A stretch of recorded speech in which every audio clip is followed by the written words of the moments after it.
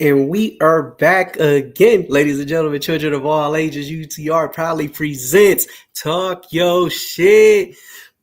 Okay, that's how y'all feeling. All right, like I say, did you miss us? We missed y'all. So with that being said, we're gonna get right into it. Today's topic is maturing. Nah, I'm effing up right now, so don't mind me, people. Basically, growing up and realizing is, and y'all done seen these memes all, on TikTok, on Instagram, on whatever social media you on. You basically realize that maturing is realizing when. So we gonna throw out a bunch of scenarios, and y'all do this. Y'all put y'all's in the comments, and we gonna have a good time tonight. Our first show back. So don't be afraid to get in the comments and talk to us, because we won't be afraid to talk to y'all. So let's get to it, Professor. What you got? I got a whole list. Hold on. Let me scroll to a good one. I want to do something a little funny, and then we're going to the, You ain't gotta be Sean is serious. realizing that Donnell Jones was okay with being a side nigga and only got mad after the girl did not want to leave him or leave her family to be with him. That's all I'm saying. Well, I mean, if we gonna go there, I mean, Carl Thomas is good at being a side nigga too, right? Yeah. It's a lot of side nigga songs out here. I mean, Anybody got some? I thought Donnell Jones was the one who basically wanted to leave his girlfriend in South. No. Go back and listen to the song. Go back and listen to the song. Are we talking about Where I Want to Be, or are we talking about I Wish? Go back and listen to the song, and he clearly states, basically, she doesn't want to leave her family and leave her kids, and she's choosing her husband. Yeah. Well, I mean, I'm just saying, Donnell making it seem like that's not the right choice, though. That's why I said he was okay with being the side nigga. I mean, a lot of people are, but at the same time, it's like, shit. Why you get mad at her? It's the right choice. Nigga, ain't no. It ain't no. I guess probably more so because it's the fact that she's staying with her family, and now you can't be the side nigga no more. She chose. Well, I mean, it ain't no 401k where you at, so shit. You got my 401k. I'm done. I mean, at this point, I find it interesting how a lot of people always talk about how the music nowadays is, super duper toxic and this and that and that. But like Put said, so many damn songs from the 90s were of people being okay with being the second, or even them being in a relationship and understanding that the person went out, but saying, okay, well, I'm going to be the one that's here forever, smoking stuff. I'm about to say, like, seriously, just the 90s? I'm about to say, no, I'm not saying just the 90s either. I'm about to say we could go back to the coldest side nigga song ever written. Go ahead and say it. I wish you didn't trust me so much by Bobby Wallback. Come on, man. Come on, that is the coldest side nigga song ever, and he practically put it in your face, and he actually did his shit in real life, though. He's by far the worst, to be honest with you, because the whole story of the crazy thing is, and you know what making it worse. You know what making it worse? That song is a jam, though. It really is, though. That song be lit. I be in the car like, I'm the best friend he got. Give him the shirt off my back. I'm done. I know I will. I'm done. Anybody else know any side, songs?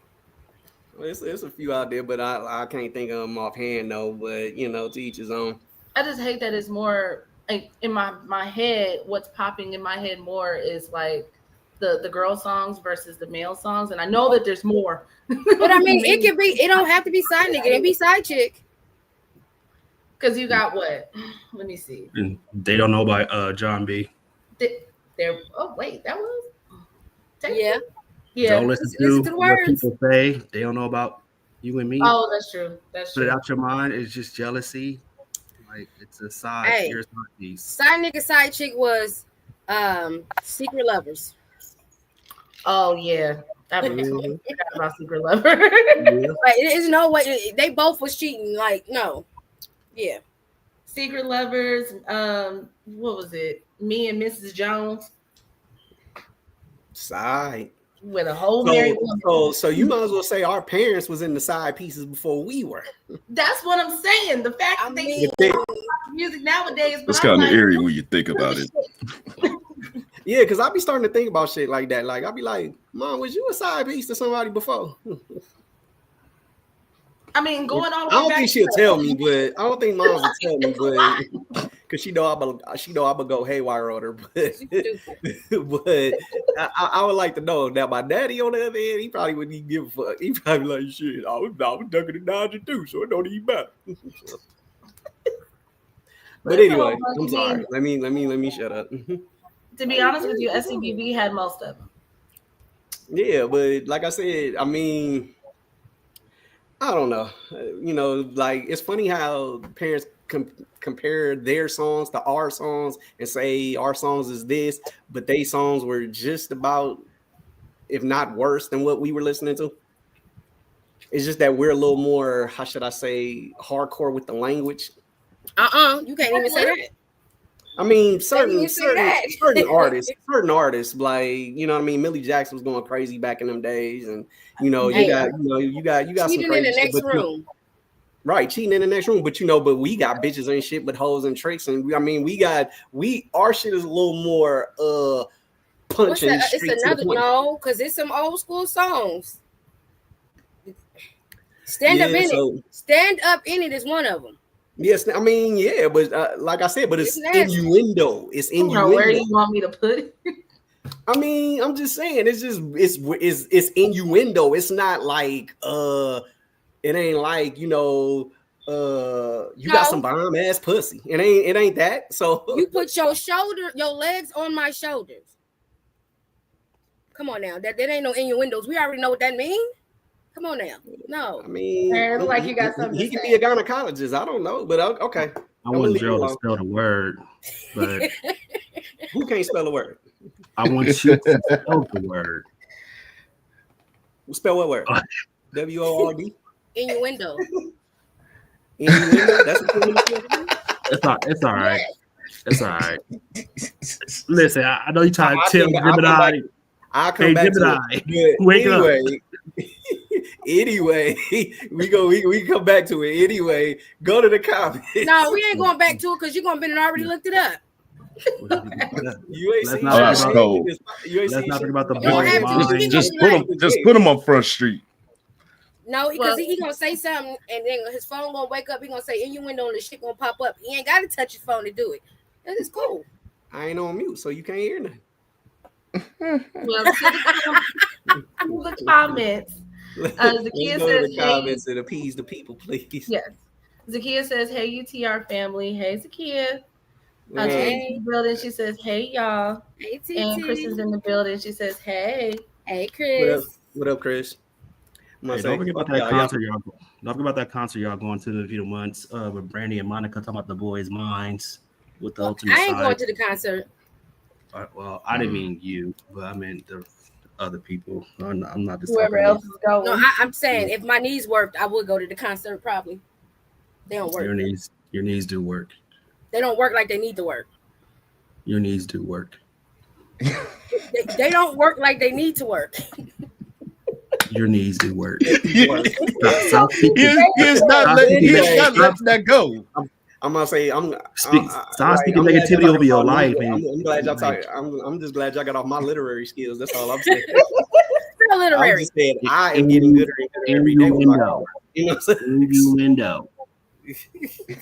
I'm about to say, never mind what my literary skills are, because I'm getting better and gooder every day. What? Huh? Did you say gooder and gooder? Yes, that's what I said. Fix it, Jesus. What we gonna say? But let's continue. Anyway, she was trying to check my literary skills again. But anyway, You said my next- literary skills are getting gooder and gooder every day. yes, my literary skills are getting gooder and gooder every day. But like I said, I'm gonna start off with something like maturing. Let me see. Yeah, maturing is realizing that Andy from Child's Play 1 and 2 was probably the most compliant victim in horror films. I've never seen Say it again. Andy from Child's Play 1 and 2 is probably the most compliant victim in horror films. Explain. This kid would literally sit there. No, not sit there. Lay there. Let this dude put his finger on his head, say this chant, and wait for someone to rescue him. Every single time. And I'm just like, you don't think to slap him? You don't think to say, no, Jackie, don't touch me. You didn't realize what you just said. He a kid. It don't Kids do fucking stupid matter. shit. Yeah, well,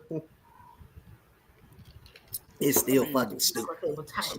But I mean, Even in part you two, gotta look even at it in like- part 2, when you knew something was about to go wrong, part 2, you knew something was about to go wrong, and you still let this motherfucker. I just don't get it. I just don't get it. I mean, but my question is, But as technically- a kid, what can he honestly do when motherfuckers Move. per usual wasn't believing him when the motherfucker was trying to say something? They was like, That's "Oh, you're in a part, kid." all that shit you talking is in part make-believe. 1. All that shit you talking is part 1. Part 2, what by being bounced around from home, not homeless shelter, but family to family. You already fucking know Do that you when not Jackie remember pop when it up, happened with the teacher? When Say what? he was trying to tell, when he went to school and he was trying to tell the goddamn teacher that he didn't want to be nowhere near that goddamn Chucky. okay, And but, everybody did not okay, tell him what the okay, fuck okay, he- okay. Wait. You've been very naughty, Miss Kettlewell. Right, you've been very naughty, and Andy, you've been very stupid because, like I said, you lay down and you let this motherfucker do, and then mind you, his eyes be wide the fuck open, looking at him while he's saying this chant. He don't say move. He don't say Continue. Anybody in the chat, please let us know what is maturing.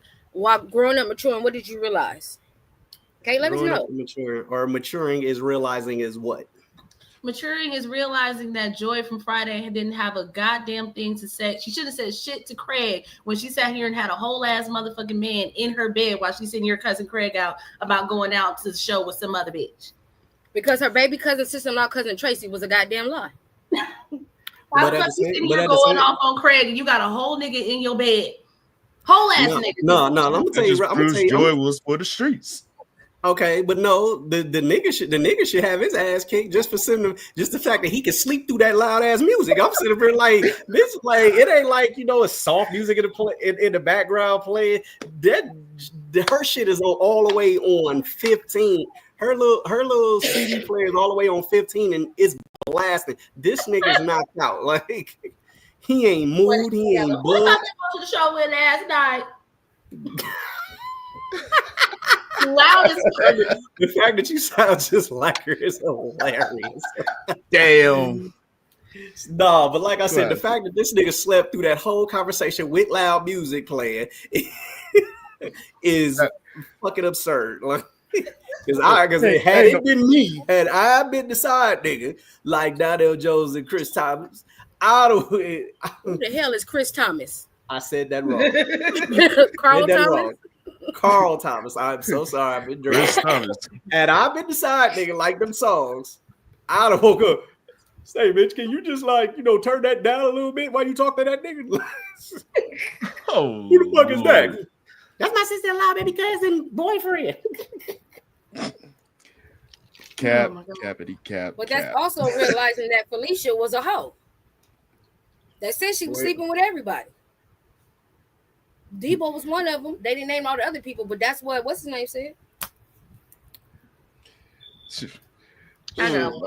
Well, I'm gonna be honest with you, and this is growing up realizing I think Smokey's mama slept with Debo too. I'm sorry. Where did you get that from? Ooh, Please explain that. that's an interesting take. Because no, I'm being honest. So when Smokey explained a story about his Twitch,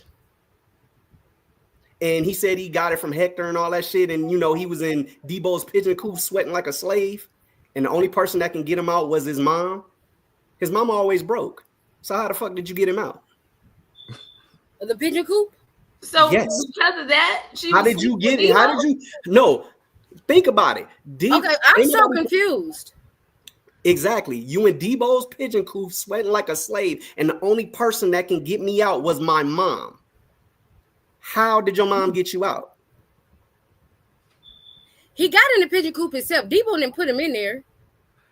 Evidently he did. Cause No. No, I think he didn't say. He didn't say. Okay. No. Okay, but we He got don't know so that. high. No, if you pay attention, what it was is that he got so high that he ended up in Debo's pigeon coop sweating. Debo didn't put him in there, and nobody could get his ass to get out of there. So they got his mom, and that's the only person that can get him out of there.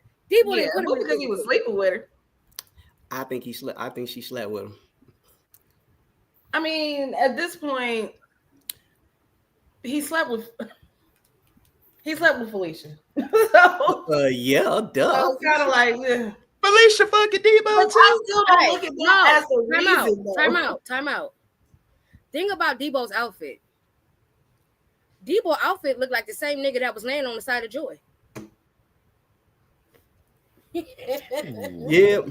Yeah, but he's a little darker though. Smaller, He's a though. little bit darker. I'm just saying. No, I good, mean, good that would point. be- Good it ain't point. far No, fetched. that was a great observation. It ain't far But fetched. but that nigga was way too skinny to be Debo though. Yeah, you But know, good Debo's point. like I don't stocky look as at hell. No, because I'm thinking like if you really think about it, you gotta can look at kind of it though push like that out this. there. You could kind of be You gotta like, look at it like this too. You gotta remember, perception is different on the angle of a camera as well. yeah. But Debo big ass, you can tell if that's him or not. in a fucking That was it. in a twin size bed.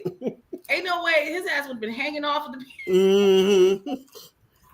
Because think about how he looked. Well, no, he was in the cover, so you couldn't really. No, tell. but the funny thing is the nigga that was sleeping was comfortable as hell. Debo would have been uncomfortable. That nigga would have been laying on his back, snored his ass off. I'm about to say you probably have to do that scene another way. Like Joe would have to be walking around her room talking shit. So are we also going to say maturing is realizing that Craig's mama was having an affair with the pastor? Oh shit, here y'all go. Dude, explain. See, this that bullshit. Oh, I want to hear this. Yes. Why did you Explain. come specifically to look for the mama and that's it? Because And maybe then the was mama's so the only quick to go across the street. wait. How many preachers deal with the dad though? No. It's always the mama It's going to the church. way he came over there, though. It's the I way he mean, came over there. All he did was how you doing, Brother Craig? By chance of Sister Jones in. That's all he No. said. But the fact that Craig had to It's not how specifically it's say not what this you is said, what it's how you was said it. Yeah, They both at work. Well, your ass need to be nothing. Anyway, like I said, the fact that he specifically asked because for. I've heard this shit before, but I think the mom is the only one who like donate to the fucking church and shit. He's probably coming to get a donation, but I don't know.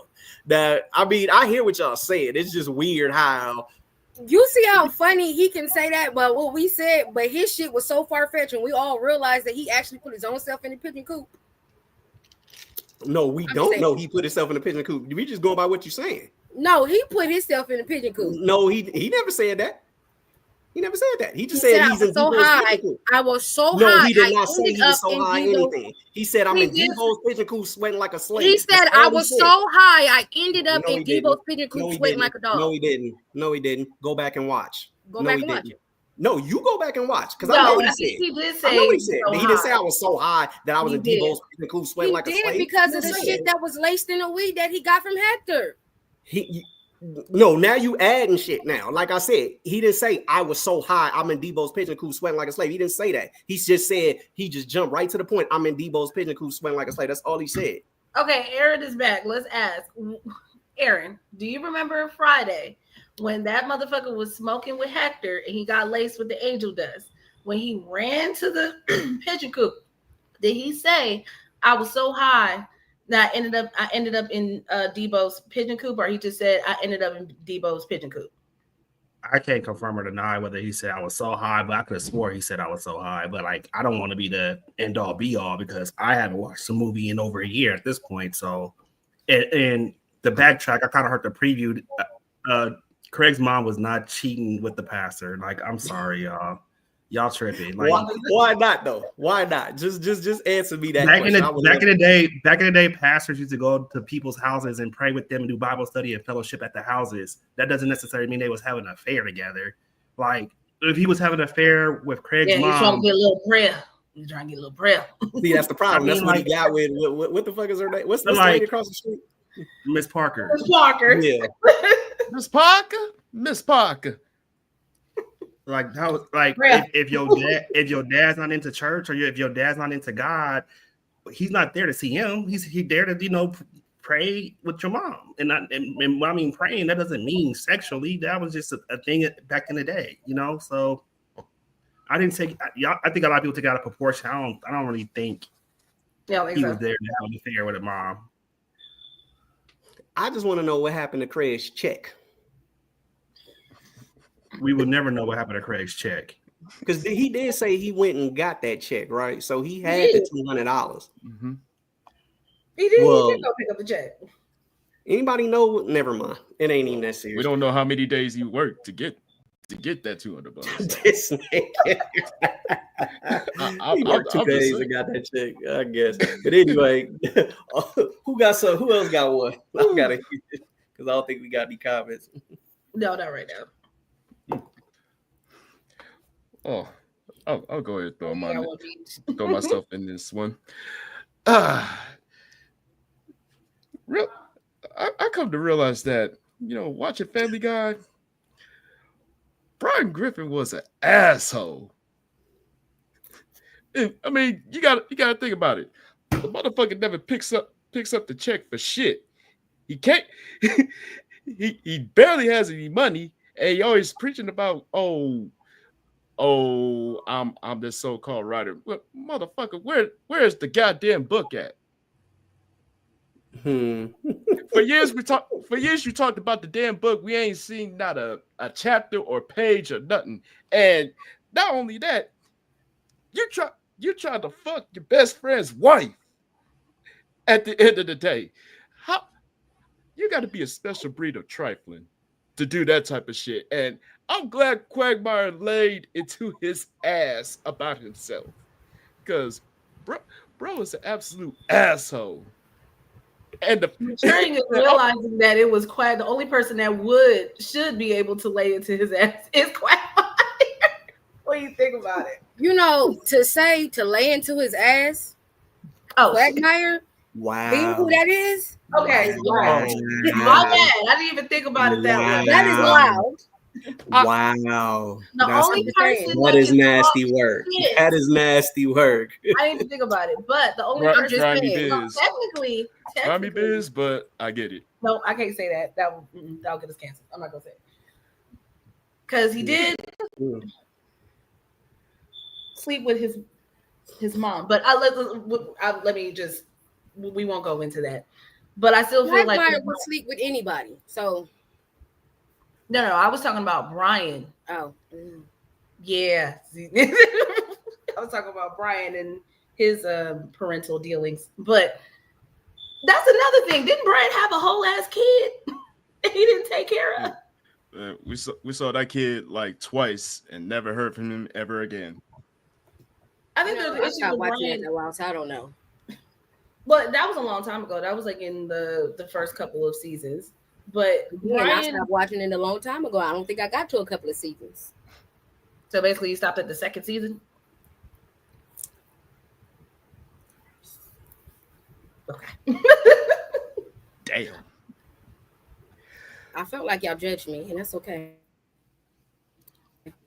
No, but when it came to Brian, he was super duper pretentious, and he talked about everybody. Realizing that y'all fuck you want. You said what? Maturing is realizing y'all can judge me all the fuck y'all want. It's his Family Guy. A lot of motherfuckers who hasn't watched Family Guy. Get on my nerves. Anywho, let's read the comment that we got, and we can get on to the next one. Alrighty, Trey is in the building. Welcome. What up, Trey? He says Debo took his shit. Okay. I'm trying to. Thank you, Trey. Appreciate you, my guy. Next. Okay, so we've talked about who got one? We've talked about this shit for I don't know how long in our own little groups or whatever, but maturing is realizing that Terry was never the villain. Terry was not the villain. She was a victim. She was a victim. Terry who? Terry who? Who Terry? You do know on Why Did I Get Married? The man name is Terry. I'm not talking about that Terry. Well, what Terry are you talking about? Terry. You didn't hear her say the mama was? You don't get the fuck out of it. Why? Okay, no, she just snapped my buzz. Why Terry is not the villain? Because first of all, literally, her sister stole her man from underneath her face, like literally stole him. Okay. And then married the motherfucker. And literally she has to sit there and watch their goddamn relationship that developed from when she was dating him and her sister took him from her. That's one. Two, them throwing all the bills constantly on Terry because of the fact that she has the money to do it and not taking any sort of consideration. Because again, going back to when Big Mama was in the hospital, I wasn't feeling how her sister straight up said, I just think that we'll just have Terry pay everything and then we'll just pay him back in installments. Instead, you didn't even ask. You just said, we'll just have her pay everything and then we'll just pay her back in installments. It's like, what the fuck? So I don't get no say-so in this whatsoever. And the family in our house fucked her husband. There you go. Just go ahead and say it. I'm beating around the bush. Because at the end of the day, and then that was another thing. Her sister did not want Faith staying with her. I wonder why. I wonder fucking why. Oh, you know she can't stay here with me, Kenny, and the kids. End up going to Terry's house. That's just because she got five people staying in the house already. That wasn't it wasn't because she was fucking. Because she had 5 people staying. Do you see how big she had 5 people staying in the house? That's the reason why she said it. If it was just her and Kenny, he probably could have been cool. So continue. All right, come on. Go ahead and say it. That's the whole point of this conversation. So no, I mean, are you done with your bullets? Are you done with your bullet points? No, I'm done. Go ahead. If some shit come up, I'll say it. So number one, your bullet points suck. Number one. If first of all, Maxine stole this thing just because she knew how to skate better. Get the fuck out of here. That shit is trash. Like, you can't skate. So because she skated better, that was cool for her to just and not to mention Maxine had a fatter ass. So therefore, she's not the villain. He is, because he was looking at this, and then her Jerry curl was dripping and laced and all that other shit. So then you got that. So then when it comes to 2, now granted, I give you that though, as far as they always putting the bills on Terry. I give you that. But it was Terry and Miles at the time. But when it comes to Faith, in them, technically it was Terry's money. We already established that. No, it wasn't Terry's money. Terry don't know how to say no all of a sudden. Come on now. Terry and Terry and Miles were lawyers. That's all I'm saying. Terry and Miles, it doesn't matter. So they both had money. Y'all go to the courtroom and tell the she judge to do every particularly day, said but y'all can't you have tell the family no. 160,000 something X amount of dollars. So they both got loot. And then, mind you, this is what, 95 when this came out? 97. Yeah, 97. 97. So 100,000 and 97 was some bread. And when it gets to 3, Terry didn't support Miles's music career or what he wanted to do. Niggas cheat every day, B. I ain't gonna say all that, but Wow. Okay. but That was like deep. I said, Terry didn't support what Miles wanted to do on the side. Cause I thought this was just a hobby. Because you're an attorney, if you just cut this music crap, and she didn't support anything else he wanted to do. So therefore, she damn near pushed him into her arms at that point. Because she supported it. When it comes down to things like that, I can't. Well, do you argue think with she that. settled for him because she couldn't have who she originally wanted? Well, we say that to be argued, but I'm No, saying I that want because to get a better meaning. So, of course, we already know her sister took her man, Right? and you can still tell that there was some type of envious there for the whole relationship, right? Of course. Do you think that she settled for Miles because he was a lawyer Mm. and he had money or was making money because she couldn't get who she wanted, but she knew that she can establish something that would make her better than her sister because she had the money? But in all actuality, I think she wanted the family like her sister rather than just having the money. That could be, but the funny thing is when they was having that conversation before it came out that Miles was sleeping with Faith, she knew in her heart of hearts that if her and what the fuck is his name? What's Max's husband's name? Kenny. There you go. If her and Kenny would have got married, she knew in her heart of hearts that she would have found a way to fuck that relationship up. And that's before they came in and started talking about Big Mama's bills and all that other stuff, and before they pushed all that stuff on Terry. But yeah, like maybe to a degree, yeah, she may have a little bit of envious there, but she knew in her heart of hearts she'd have found a way to fuck that relationship up. And sitting up here thinking about it, the reason why they kept saying we'll have Terry and them pay for it, because Grandma, Big Mama, was accustomed to doing that, and they were following along what Big Mama was doing. Mm-hmm. Because if she always paid for Big Mama house, and she put up Big Mama house for whoever to get out of jail, and this shit is happening, and she's like, I'm not doing this again, they were accustomed to her doing it because she allowed them to do it instead of just saying no. And when you don't say no, people are going to always continue to want to do the same shit over and over again. Mm. So it's not too far-fetched for them to say it, but at some point you got to grow a backbone, which is what she did, and said, no, we can just sell the house. Mm. That's how I look at it. Also, going back to the relationship, I kept forgetting that this was her second marriage. So was this technically the second time that she settled? Second marriage? Yeah, remember when in like the beginning, when her and Maxine was kind of getting into it, and the mom and Big Mama said, "You already on husband number 2." That was her. This is her second marriage. That's wild. That's I wild. never paid attention to that. Yeah. I totally forgot that. Yeah. It makes you wonder. It makes you wonder, like, what? So now, who's the second husband? Who's the first husband? And why did the first marriage fail? I think you saw like a picture, like not a picture. You saw like a small little clip of who it was supposed to be. Because remember when they were doing like those. They were doing those memories in the beginning of showing like how long they've been doing the dinners and stuff like that, and they were going around. There was one point where there was another man that was sitting next to Terry. I think that was her first husband. Man, you got me wanting to take a glance back because I don't remember that. But okay. But anyway, anybody else got anything to say about this topic? Oh no, yeah, you definitely got to say something because I've been dying to listen to this. Go ahead, bro. What you got to say? Y'all got it. No, I'm not. You got it. Come on, big dog. Facial expressions were too expressiony to me. So nope.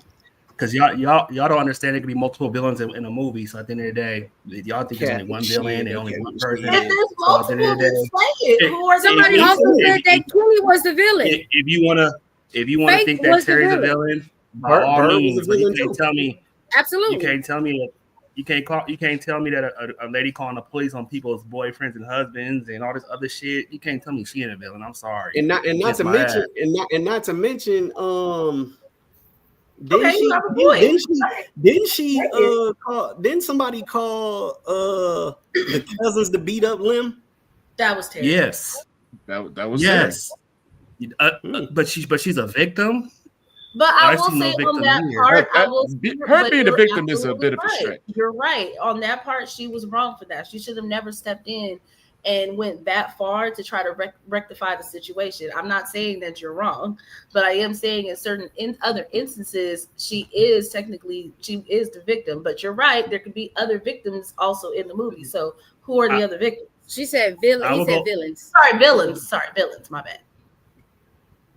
I will go as far as saying as this is a prime example of well, I won't go as far as saying black, but all families can carry the flag of villain throughout a movie at all different points of the movie, because Absolutely we've correct. seen multiple villains at multiple times.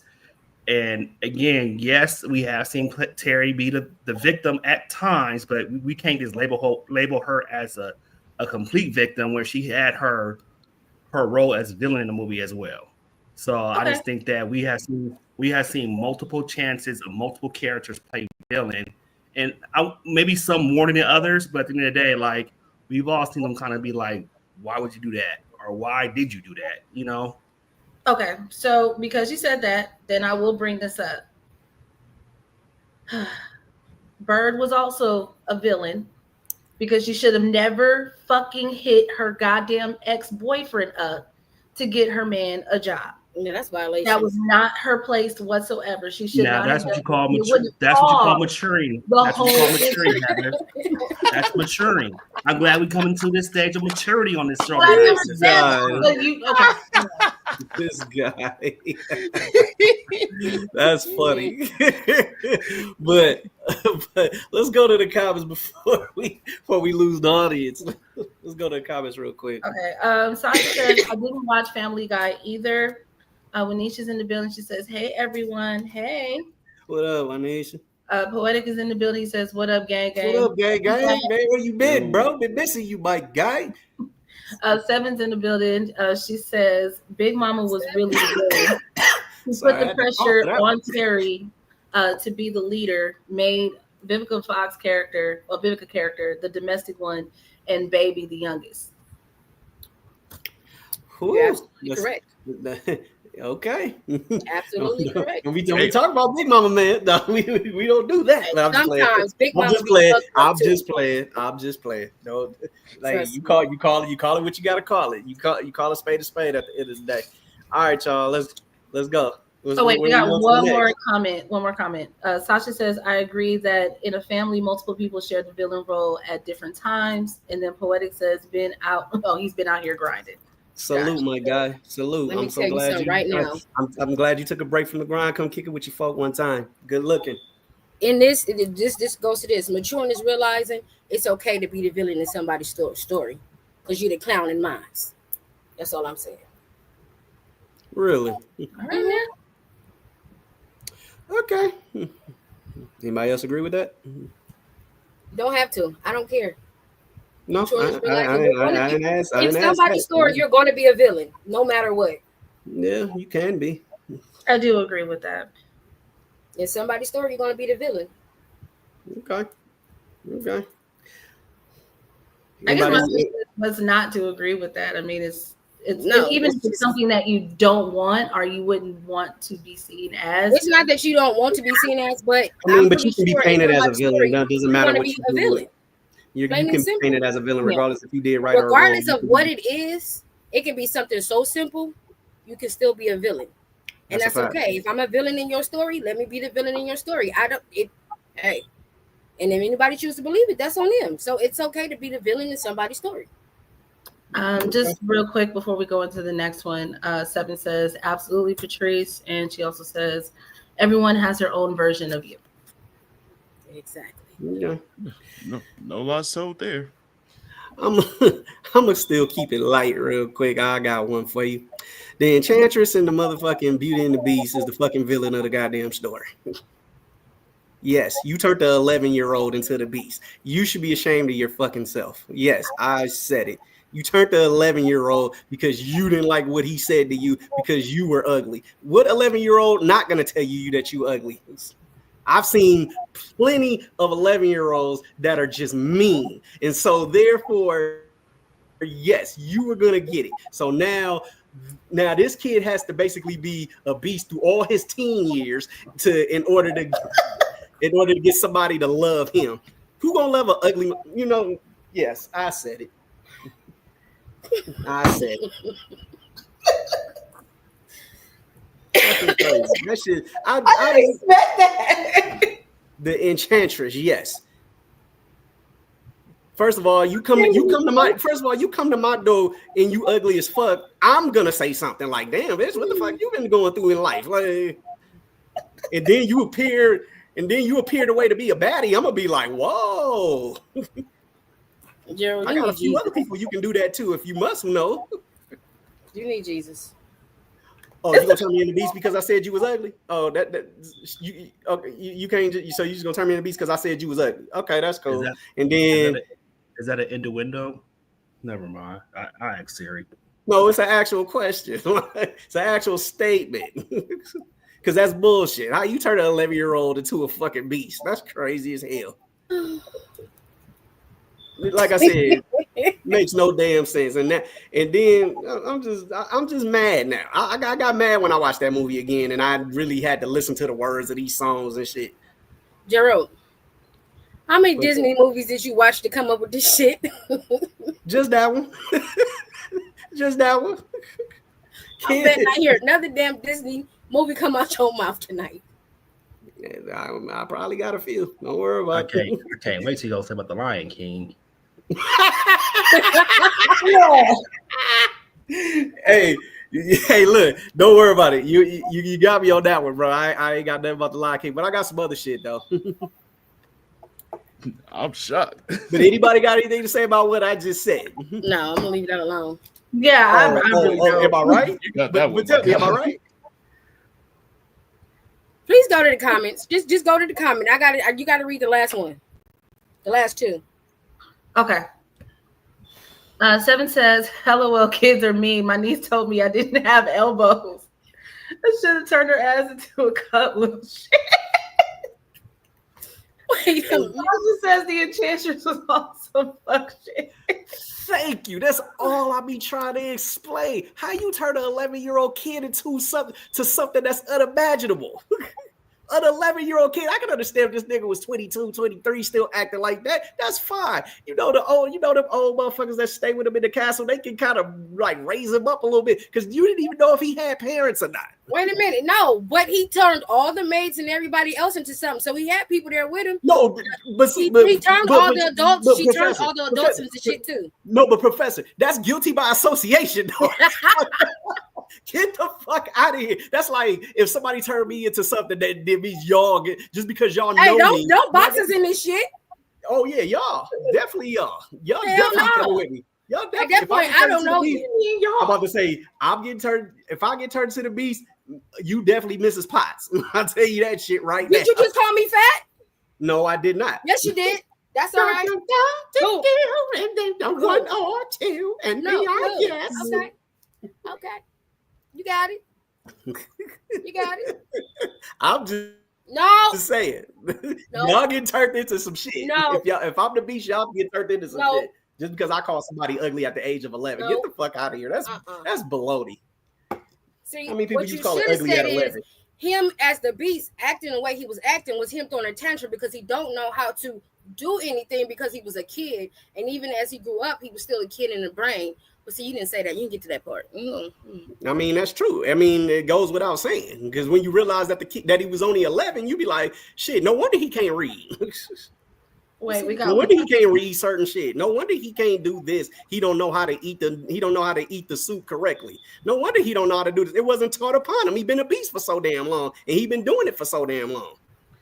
But continue. Before you go to that, I just want to go to this comment because Poetic, I need you to explain this. He said Mufasa was the villain. Ooh. I need explanation. Why'd you say that Mufasa was the villain? And then he also said sounds like it. I can see how you could word that, or I can see where you're going with that angle. It's a lot. I can't wait to hear what he got to say. But what y'all got next? Hey, I'm gonna tell you, Mufasa was a villain because he had all the hoes. How did that happen? Oh well. So do you know that there's only one male, and the rest are lioness? Yeah, those are all women lions. He had all the hoes. So he was fucking all of them. So in actuality, no, he was not fucking all of them. That's not. No, how I'm that just works, playing. Patrice. I was going to say in actuality, right. Nyla and Simba are really brother and sister. If you know how King of the Pack, if you know how King of the Pack works, that the males fight for the top spot. That's how. I was about to say Scar was a woman. Is that what y'all trying to say? No, wait, what? Okay, we part of the pack. Oh, okay. Well, clearly, because Poetic says Scar was the rightful leader of the pride. How? Okay, Scar's family adopted him into the tribe. But how was he the rightful leader? That's what I want to know. Because he was like the blood able to go head to head with Mufasa without starting some shit. Scar defeated Mufasa and claimed that title, but they gave it to the birthright son of what's his name, Simba. At the end of the day, like Scar was supposed to have that title in the right way though, because it technically was a trap. It was a trap, but a loss is a loss. That's fucked up. Like, I'm sorry. If you go sit here, I mean, you want to be king. You want to be king of the man hill. said no duos. You gotta fight me. Shit. Not no fucking trap. That's a bitch shit. I'm sorry. Hey, Mayweather ran around the ring and got all them wins without even touching a person, and he undefeated with all them belts. So at the end of the day, what's the difference? Wow. Oh, we can't compare Mayweather to never mind. Go ahead, y'all got you said Mayweather. Okay, don't you even bring that continue. This is hilarious. All right, so okay, go Double A, it's your turn. In the movie Baby Boy, the mama's the biggest villain in the whole movie. Okay. I will agree with that. It's her. Jody was matured. Jody was matured than a lot. Jody was matured than a lot of people thought he was, and he had great dick discipline too. He didn't. He didn't. Although he was fucking on Peanut and he had a Yvette, he didn't hit the coworker. So because he didn't fuck Pandora. Yeah, and I think 9 out of 10 men would have in that situation. So he had good dick discipline. Okay, no, hold on. No, she got to go ahead. No, we get back to that. Go ahead. Say your point, Heather. No, I'm just asking. So he has good dick discipline because even though he still fucking on the baby mama and a couple of his clients, he didn't fuck the coworker. That's the number one. And don't say that he didn't fuck a couple of clients because he did admit it when she asked him when it was going up the stairs. She's like, have you got with a couple of your clients the ones you sell dresses for? And she was like, yeah, a couple. So is it because he just didn't fuck the coworker that was the closest to her? He respect the code. He knew that he had to go sit in that office, and they already was beating in the office anyway. So at the end of the day, it was smart. It was very smart for him not to fuck Pandora. She already knew he was a cheater, though. It's not like that was a new surprise to her. Definitely. She knew he was out here. No, that's true. You're absolutely right about that. And she stayed with him through. She stayed with him through the cheating. Yvette is a villain too. You're not gonna just bypass that because you talking to this nigga on the phone in jail and doing all this. You got this nigga. If you talking to him and holding a conversation like this, he felt too comfortable to be able to parole to your motherfucking house. And when you parole to somebody's house, the parole officer has to talk to the person that live at that house. That's true. That's true. It's like, girl, how you just? I'm just saying. No. Just disclosing. It's only halfway right because now you're playing tick And for because tack. I already know Jake. No, Jake, I already know where you're going. And Say it. because you Say had the nerves to leave your child at the house with that nigga. Talking about waiting on his Game daddy. over. You win. Game over. Game set Talk back. that shit. And all the niggas was in the Hey, house. for Yeah. real, bro. Like, All the hood no, niggas was in the house That's while all their I'm saying. son was there. He a villain too for that shit. You a villain. Like, you had a too. homegirl. You You deserve could the trash ass baby mama of the year. The fact that your car don't work, your car is still at home, like you there, and he knocks on the door expecting to see you, and he sees a random nigga, and see two other niggas I plus was the about to nigga say, you 3 knew. random niggas in the house. Okay, you see 3 random niggas, and you see the nigga that you got into an argument with. On the Sitting phone. over there, Is this Jody smoking and big y'all weed. heard you got my girl pregnant. Smoking big weed in front of your kid while your kid is sitting in the middle of all of this. Boy, And this is after the nigga tried to rape you in front of your son. I thought that was before. Was it before? Yeah, it was before. Because that Either was way like it the goes. last. That was the last straw where she went to go see Jody. Like, you don't know what I've been through these last couple of days. And we still don't know what Jody did for them D's on that Honda either. So I don't know if he's homie, but you had no money back then. So And we the don't know fact what he did that for he them called talking D's. about somebody stole my car. Nigga, that's not your car. If that's not my car, I want them tins off of there. I want the new engine I put in there. I want block. What? And put it on what? What you gonna put it on? Because you ain't got no car. Because You the gonna way put it you on rode that your bike? motherfucking bike. hey, look, putting money into an engine can be something though. Nigga, you drive it enough, you should. Well, I guess you got me beat. No, there, that so is dead you got ass. me Like, beat. this You got me motherfucker beat. was driving You the got car me more beat. than she was. But the only got me stupid shit that irritated me, she gonna walk outside. Let's go to the comments real quick because we got some stuff we need to talk about. Okay. Hold on. Let me go all the way up. It was a couple. Okay. So back to the Mufasa thing. Poetic says because Scar dad was the leader of the Pride, and when he died, Mufasa took over. He also says Scar had the true blood right. Mm. Okay. Seven says, well, whose condoms were in the car then? Good question. He was a known cheater, says- and she loved him for it. Good question. But why was he even at Pandora's in the first place? He didn't cheat. He didn't cheat though. He didn't cheat. He though. didn't cheat, but why did he go over there though? It could have been. It could have been to sell more clothes because No, It might not have been a physical cheating. He. It's not a You know physical why? cheating. We all know why he was there. No, But time it out. was Rock star. Like, I'm gonna just say this as a sidebar. Okay. In the deleted scenes, there's shit that actually probably led up to him going to Pandora's house on the side like that because she wanted something out of because he was selling clothes to him at one point. So that's where the whole flirting with him and her became. So, but that's another story, another day. Continue. All right. Another thing, like I said, Mhm. cheating comes in many forms. It's not just a physical thing. I'm just saying, cheating is not just physical. It's emotionally, it's Listen. mentally, it's I agree with spiritually. That's all I'm saying. They're both known cheaters throughout the whole movie. We can't disagree with that. No, I'm not disagreeing, but I'm just saying cheating That's is true. cheating, whether it's All right, cool. emotional, physically, mentally, or spiritually. Cheating is cheating. As long as we hold her to that same standard. That wasn't cool either. Absolutely. They both I said she was a cheater. They both worked in the right for the shit that they was doing. I said she was cheater because you shouldn't have been on the phone with that man. There should have been no communication between you and that man in jail. Plain and simple. Facts. That man should have been at your house. And when he came to your house, you should have called his motherfucking PO and say he can't be here. And not to mention, he shouldn't know But, none like, of our business. She signed off on that too. Like But that's what I'm saying. She's a cheater. Yeah, you can't just parole to anybody's house and say, hey, I'm here now. Exactly. I didn't know he was coming, Jody. Bitch, lie number one. Yep. bullshit. Are y'all ready for the rest of the comments? I'm sorry. Go ahead. Go ahead. Never mind. I'll say it after the comments. Okay.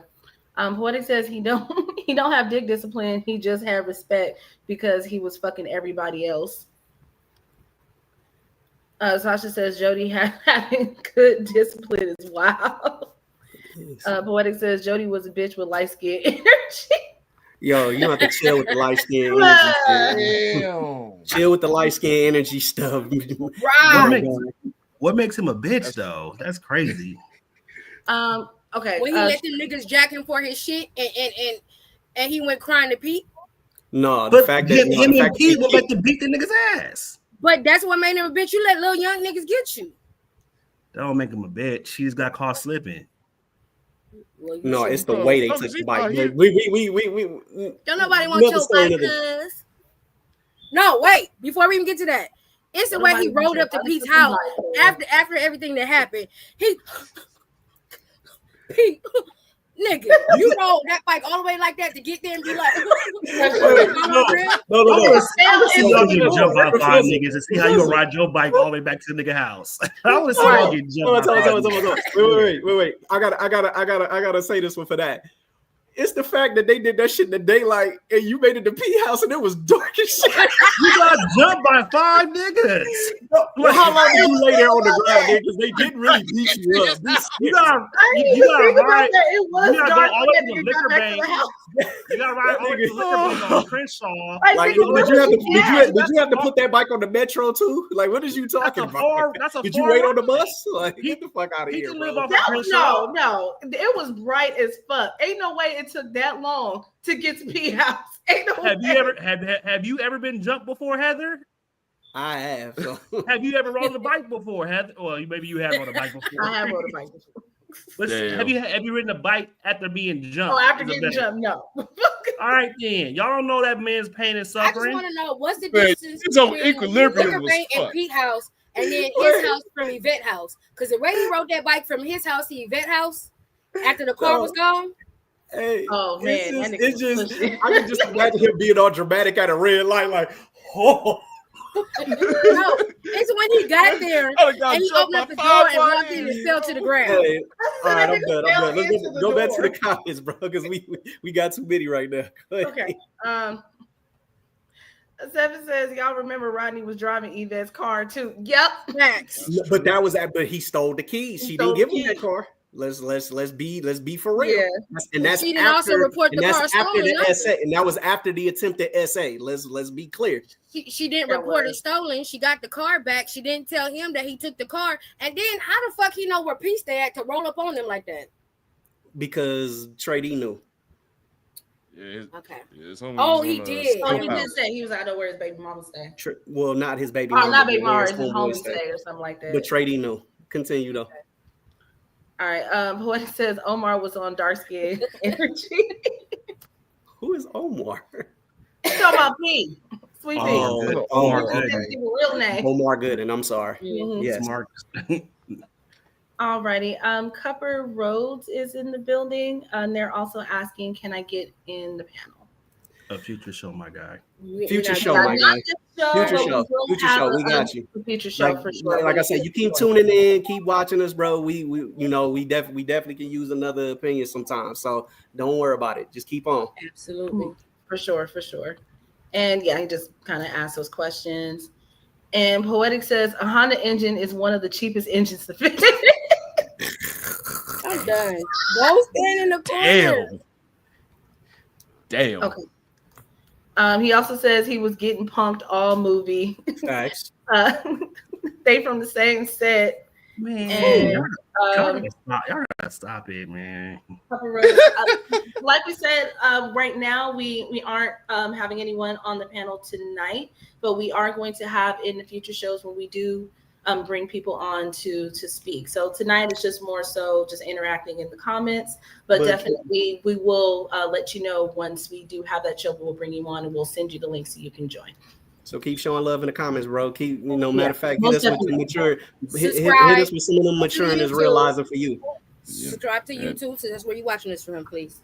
Yep. Yes. And don't forget to tell a friend to tell a friend to tell a friend to check us out also. Because we got cookies over here. So yeah. We got cookies. What kind of cookies we got? I ain't got no cookies, so you talking to me. I retired from making cookies. All right. Anybody got one? Because I got one. Okay. Are you doing a movie? Because I'm going left with this. I'm not doing a movie. All right, go left. I'll bring it back to the Okay. movies later.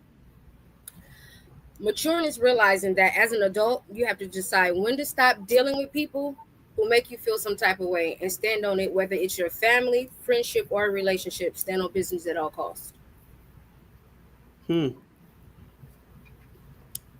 Interesting. Very interesting. Mm. And yes, to a degree, you can say that. So you can say that in many aspects because sometimes, even though you want the friendship, even though you want a lot of the relationships and etc., sometimes when you're putting your all into a friendship or a relationship, sometimes it's not being reciprocated. Sometimes it's not being looked at as a 50-50 relationship. Sometimes it's not being looked at as a 50-50 relationship. And it may be better for your health because especially that we're all getting up there in age and all the things that are happening around us besides friendships and relationships, you don't want anything to happen to you that's detrimental. So I can agree with that. Let me say this. It doesn't necessarily have to be 50-50. Because sometimes it might be a 80-30. 80-30, I'm sorry, a 70-30. Sometimes it's not going to be equal. But what I'm saying is, Aaron, you know my mouth was off for a second. I was having one of Gerald moments. But sometimes you give more, sometimes you take more. But the fact of the matter still stands that if they make you feel some type of way, in a way that you don't like, it's constantly happening, sometimes you have to step away. And again, Yes. that's family, friendships, or a relationship. Especially when they, disrespect you in your face and they disrespecting you. They claim to be one way, and then when they're in your face, they're a whole nother person. Absolutely. Especially, so yeah, I can understand that aspect. I can understand that. I don't ever have anybody, because also maturing is realizing that going no contact is sometimes the best thing to do. And that's with family, that's with friends, that's with anyone. And you should never let anybody guilt you if you do go non-contact with someone. Because I have noticed that there's been a lot of people that will go no contact, like with their parents, because they are dealing with, trauma that they've dealt with in the past, and they don't want to deal with that shit no more. But then you'll have people that will guilt them and make them feel bad because of that. Because according to others, you're supposed to always honor your parents no matter what. No, if this is a person who has caused me pain and I am still healing from that, I have every right to separate myself for however long I need to so that I can heal from that. So maturing is realizing that there is absolutely nothing wrong with going no contact with people that you once had love for. Just piggybacking off of what you just said for a second. Remember, maturing is realizing that trauma is not your fault, but healing is your problem. You have to heal. Can't nobody heal you. You have to heal yourself. So just remember that. Exactamente. And that is the truth. Like it's pretty much going back to the old saying, like nobody can walk your miles but you. Like nobody can throw on your shoes and nobody can feel your pain but yourself. And nobody can heal except yourself. So if you're not open to like heal and grow from it, then you're basically getting in your own way. And that's not and that's not how like growth is. That's not how like, life is supposed to work. Like you're supposed to be able to realize the trauma, do whatever it takes to heal from it and grow from it. And that is the true statement of evolution. See the other guy's eyes blinking. What's going on? What you thinking about? No, I was just gonna say like that was some real shit that he just spoke. It was just some real shit that he spoke.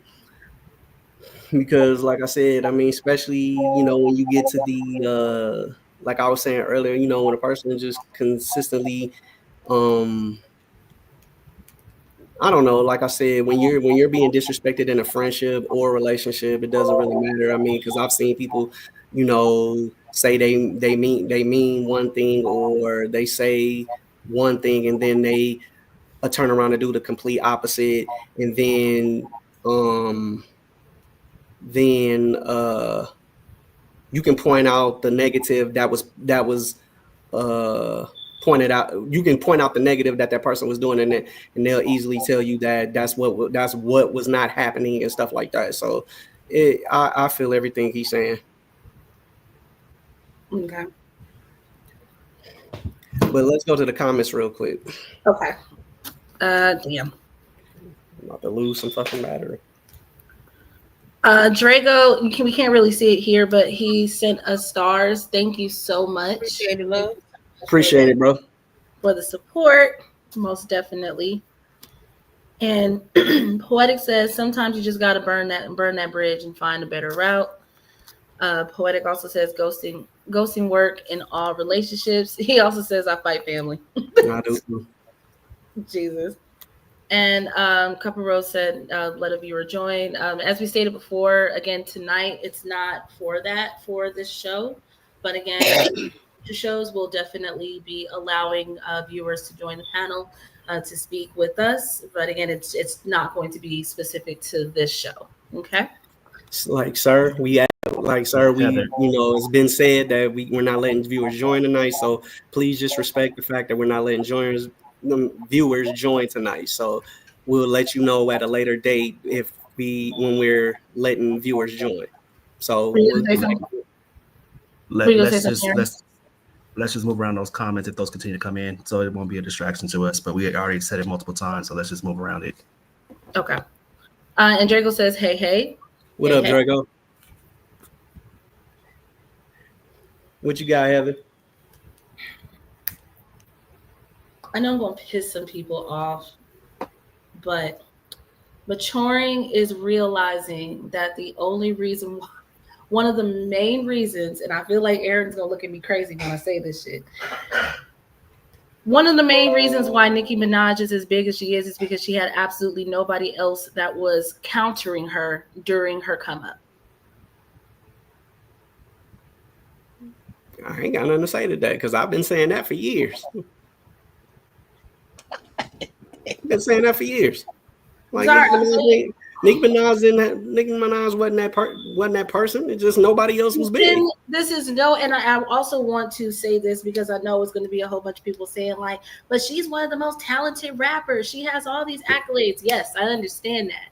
But two things can be right at the same time. Tell me who the fuck during her come up when she was the hottest of the hot, who was countering that? And then I'll think back what I'm saying. Yeah. But who honestly was countering her during that time? I couldn't tell you. I mean, but what they damn sure wasn't on her status. Go ahead and do the fact check, Eric, because I know you're gonna do it. You can't say Lil Kim. Because if you do it, I will be happy. Foxy Brown's reign been left. Listen, I'm moving around it too. Next question. He ain't touching that one. Y'all not gonna trigger me tonight because I gotta see y'all. I'm gonna see all four of y'all in December. So if I knock off your kneecap, just know why. But next question. Damn, I didn't know you was a barb, bro. That's crazy. How did I know that? I'm not a barb, but at the end of the day, like it's talking like what? She knew what she was doing when she said that comment because at the end of the day, whatever. Y'all got it. I don't care about the whole Nicki and Cardi and JT and everybody else who like. Neither do I, but neither do I. I'm like, all y'all trash, but it's just. I'll say this: we got it. You have to give Nicki her flowers for what she did in the industry, and I'll leave it at that. So we can move on to the next thing. I just think she came in at the right time. That was it.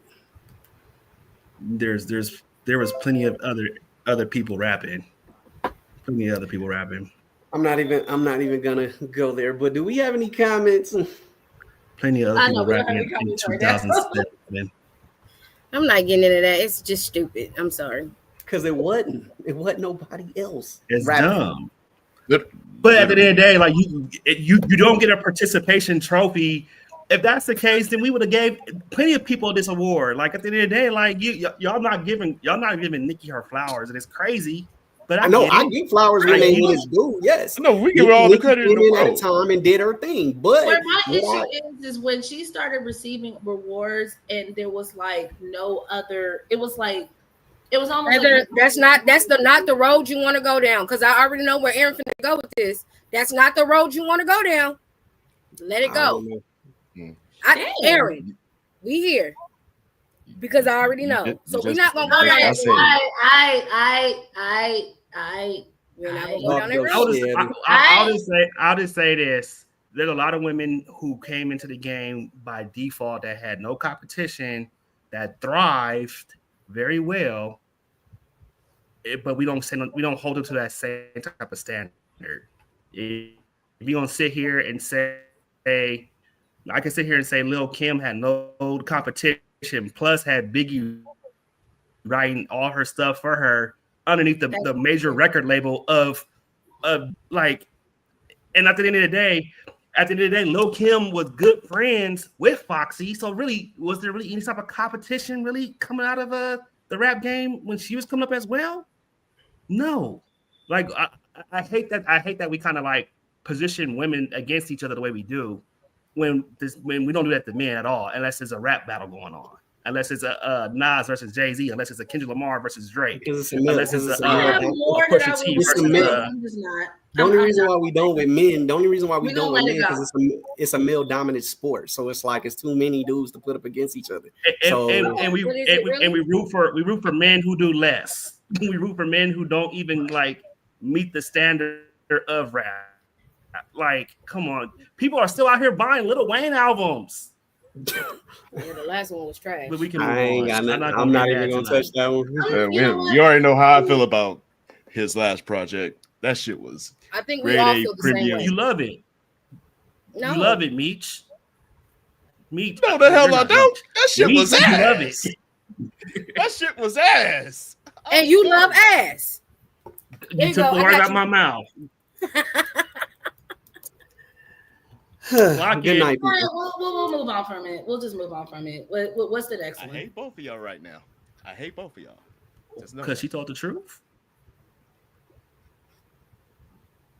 What's the next? On to the next. What's the next one? Come on, if y'all got something, I'll throw something else out there. Throw it out there. Maturing is realizing that the same person who talks about people to you is also talking to people about you. When you realize that, you can move accordingly. Fact. Say it louder for the people all the way in the back. Please. Maturing is realizing that the same person who talks about people to you is also talking about people about you. When you realize that, you'll move accordingly. Preach, preacher. Absolutely. Facts. And I will say maturing is realizing that it's not about the quantity of people that you know, it's the quality of people that you know. Like you got you don't have to have a whole lot of friends in your life, man. It all boils down to the quality of the people that you know. Like, do they push you to be the better version of yourself? Or do they genuinely respect you just for your uniqueness? Like those are the type of people that you really want to grow. You really want those friendships to grow old with. And you don't really have to go about interacting and making a whole lot of friends when you have the quality of the people outweighs the number of like grandiose friendships that you may make down the line. And I'll just leave it at that. Maturing is realizing that sometimes your silence is more important than you proving a point. Hey, Aaron, can I piggyback off that? Because I had something to that. Go ahead and jump on my back. Maturing is realizing that every action does not need a reaction, because not reacting was action enough. Being silent is just as bad or just as loud as being loud. Yeah, because we was here. I had that. Sorry, I had to throw that out there. Double mic drop. B-Bank. Gerald, you okay with that face? I'm just absorbing like a sponge all of this realness that is coming from the panel tonight. Hey, I will throw another one out there if y'all want me to. It's an innuendo, Gerald, like in my title, innuendo. Yeah. You didn't see it though, because that cup is I really didn't, because it's really hiding up under your name like that, so I didn't really see it. Innuendo in caps. Right, but it's small. You don't have to ask Gemini how to spell it. You don't have to ask Gemini how to spell it. Let's go to the comments. It's small. Heather, your knees work just fine. Please. That's what she said. Sorry. Draco says not touching that one. Poetic says nothing wrong with the fat ass. Sasha says yes, professors say that truth, had to learn the hard way. Poetic says maturing is understanding a broke clock is right 2 times a day. And he also says maturing is realizing that okay is all you gotta say sometimes. Yeah, that's right. Here go one for you. Maturing is realizing when you're stepping into your main character era, that means saying goodbye to people and things that no longer serve the purpose in your life. Like Poetic said, okay. Right. That's all I'm gonna say. Okay. I feel like y'all haters, but whatever. No, like I say, I'm just absorbing all of this truth. I refuse all of this and all of this knowledge and all of this wisdom coming from the panel this here evening. Lance Sullivan, that sounds educated. Right. Y'all got some more? Because I got more, but y'all. I would say maturing is realizing. Oh, go ahead, Meech. My bad. No, women first. Go ahead. No. Go ahead. Where's your manners? Where's your manners?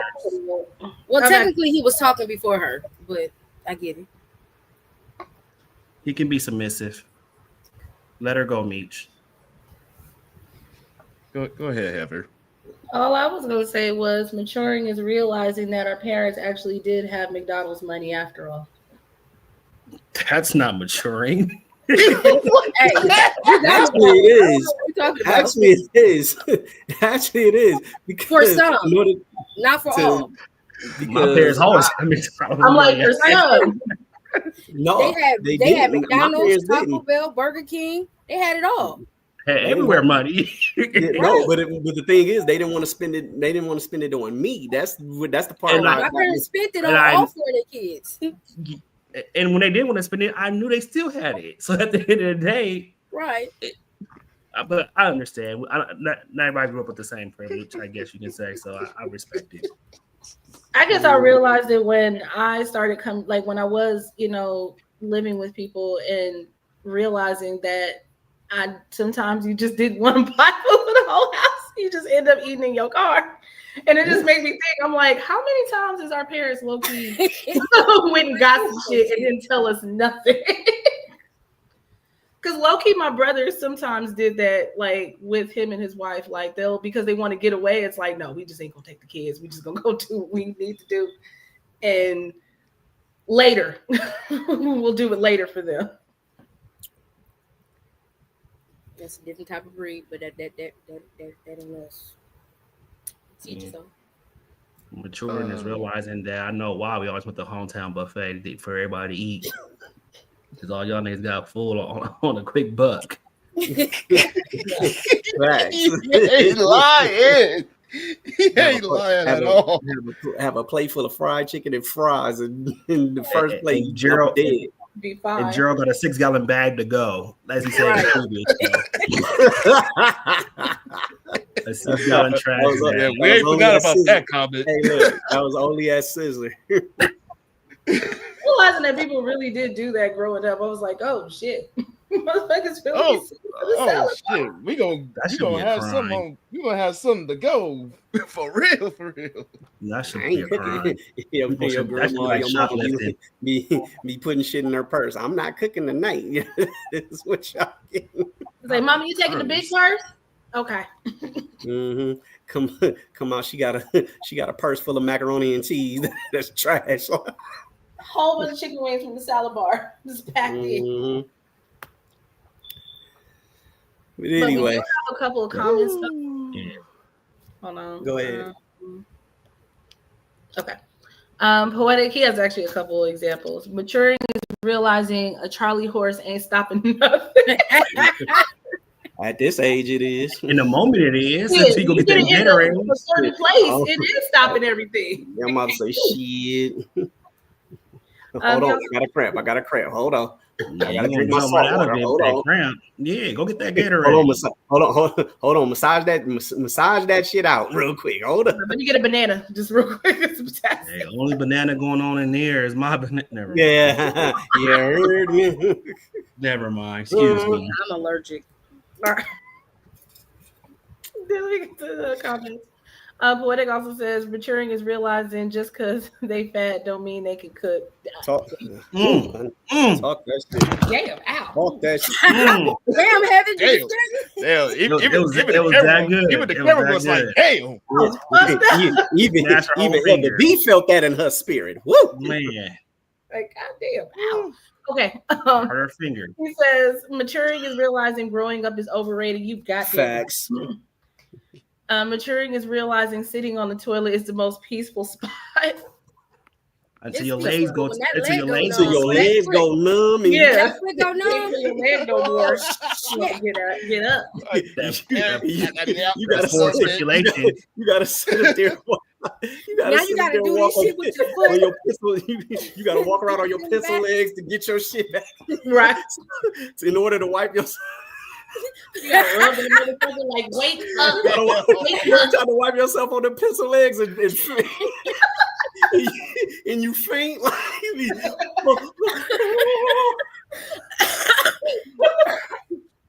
Okay. All right. I quit. everybody in your house wondering what the fuck did happen in that bathroom. Don't worry, I'm a little concussed, but I'm all right. Not cuss. Oh my God, I hate you. Okay. Sasha says maturing is learning to agree to disagree and not forcing your opinion onto others. Hey, what do I say? We're gonna agree to disagree. I like that one. Yeah. I like that one. Poetic says maturing is realizing that it did hurt them more than it hurt me. He also says, nope, just straighten that leg. That don't help. No, it definitely helps. That's It definitely helps. Like, but you gotta time it right.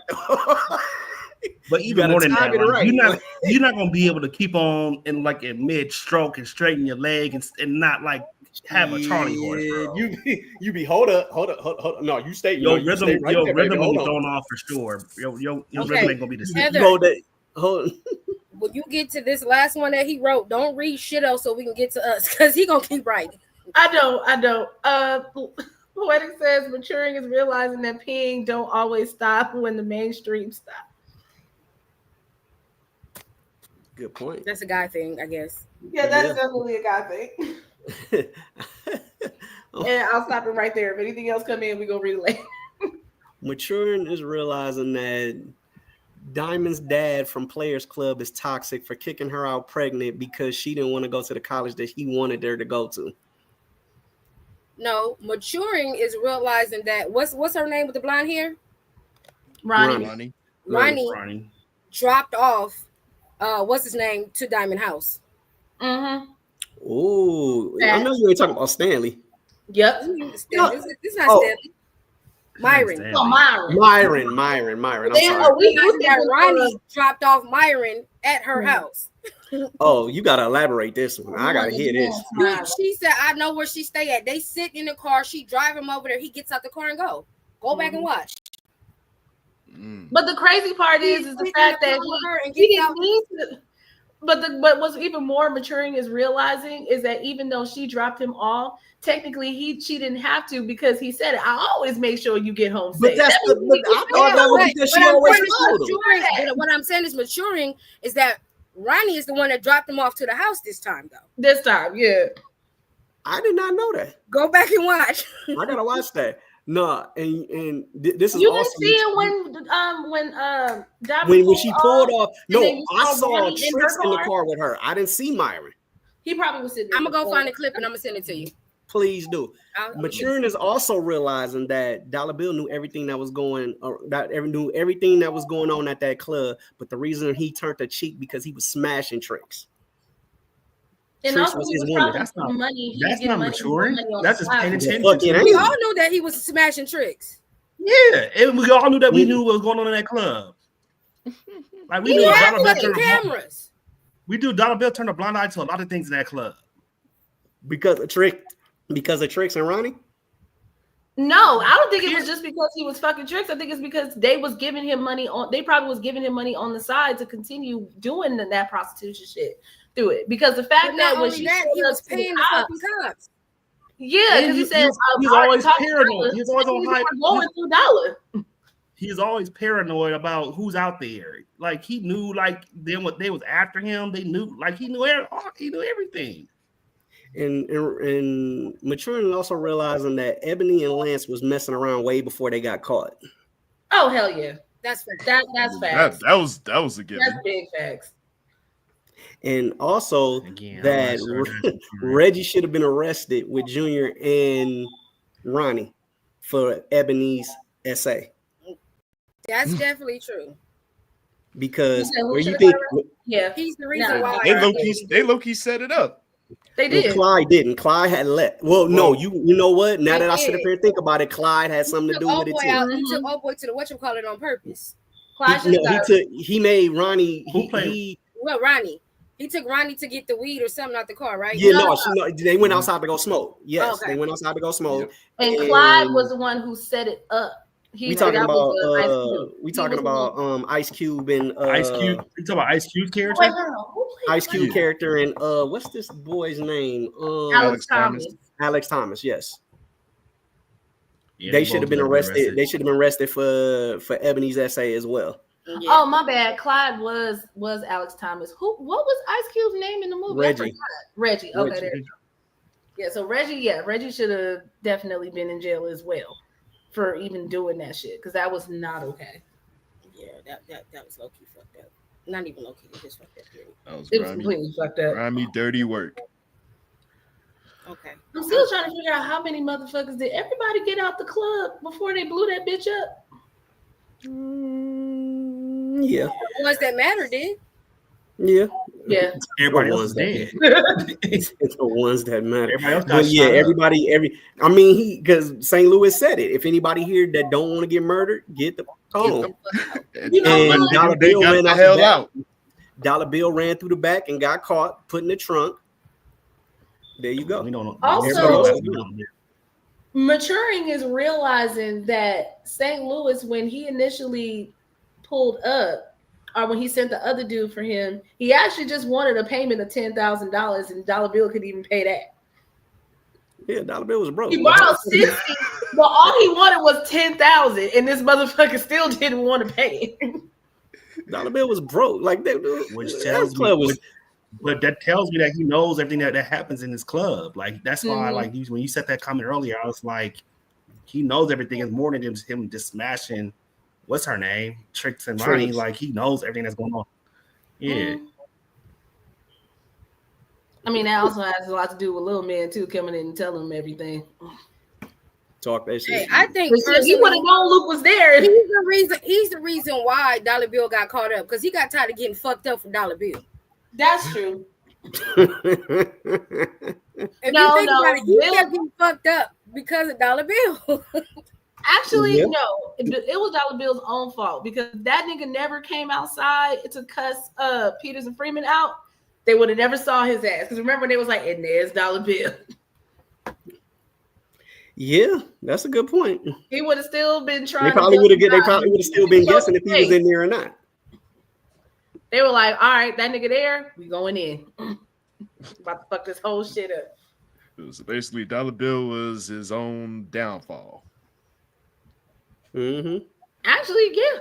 If you really He was his own downfall. look at it, I mean, now that she done pointed that out, yes, because they would have never known if he was there. Because for the most part, that's why Little Man was taking all that abuse, because they thought he wasn't there. Exactly. I'm That nigga sorry, lied but every they rolled that nigga's head into the limo. They rolled And around started in driving circles. off and then put the cigarette out on his nose. That No, was they funny, rolled, dude. More the fact that they damage rolled though. this shit till it cracked. I was like, nah, this ain't it. That's what I'm saying. I'm like, Mm. technically, Maturing is realizing that once they did do that drive around that fast, that actually he should have had maybe a lot more injuries than that to his neck. Yeah, Yeah, That whole was neck a- brace on. Right. yeah. When Oh, after yeah, Ronnie but got I would beat think up, yeah. I would think it would have been But more. it could have than been a whole lot as fast worse. as them niggas was driving. But it depends. Did he hold on to lift his body weight up? Like, you got to think about certain things, you know? That's true. I think if you replay that scene, he was kind of holding himself up, and I mean, he did kind of have his to where he was holding on or whatever. But So, That's true. I could be wrong. No, you're right. You guys are right. But do we have any comments? no. No. So I'm going to say this.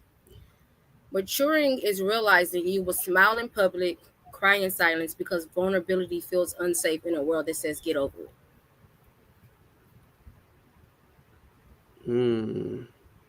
I agree with that. I'll add on to that by saying, like, maturing is realizing is that it's okay to not be okay sometimes. Absolutely. Like, you don't have to always put on a brave face. Like, if you're going through something so severe, don't be afraid to be vulnerable, because real people that's in your circle, that they're going to be there to uplift you and see you through that storm you're facing. Yes, sir. I mean, Alright. that was Yes, my other sir. one too. Since Heather went to trigger me earlier today, I got want to make her mad back. So be ready to be in your feelings, because Read the Anyway. comments first. Read the no, the comments can No, wait. they're- Oh, okay. Oh, No. comments can wait. He says, "All right." No, wait a We can- minute. no, Heather, the comments can wait. It ain't that deep. Actually, it was, but That's what she said. Go ahead. Ouch. Where's my manners? Like I told Meech, it's on you, Heather. Let's go to the comments. it's just two. Sasha says maturing is realizing that men are supposed to cry. Absolutely. Facts, because I do it a lot. Mm-hmm. And Poetic says maturing is realizing that therapy helps.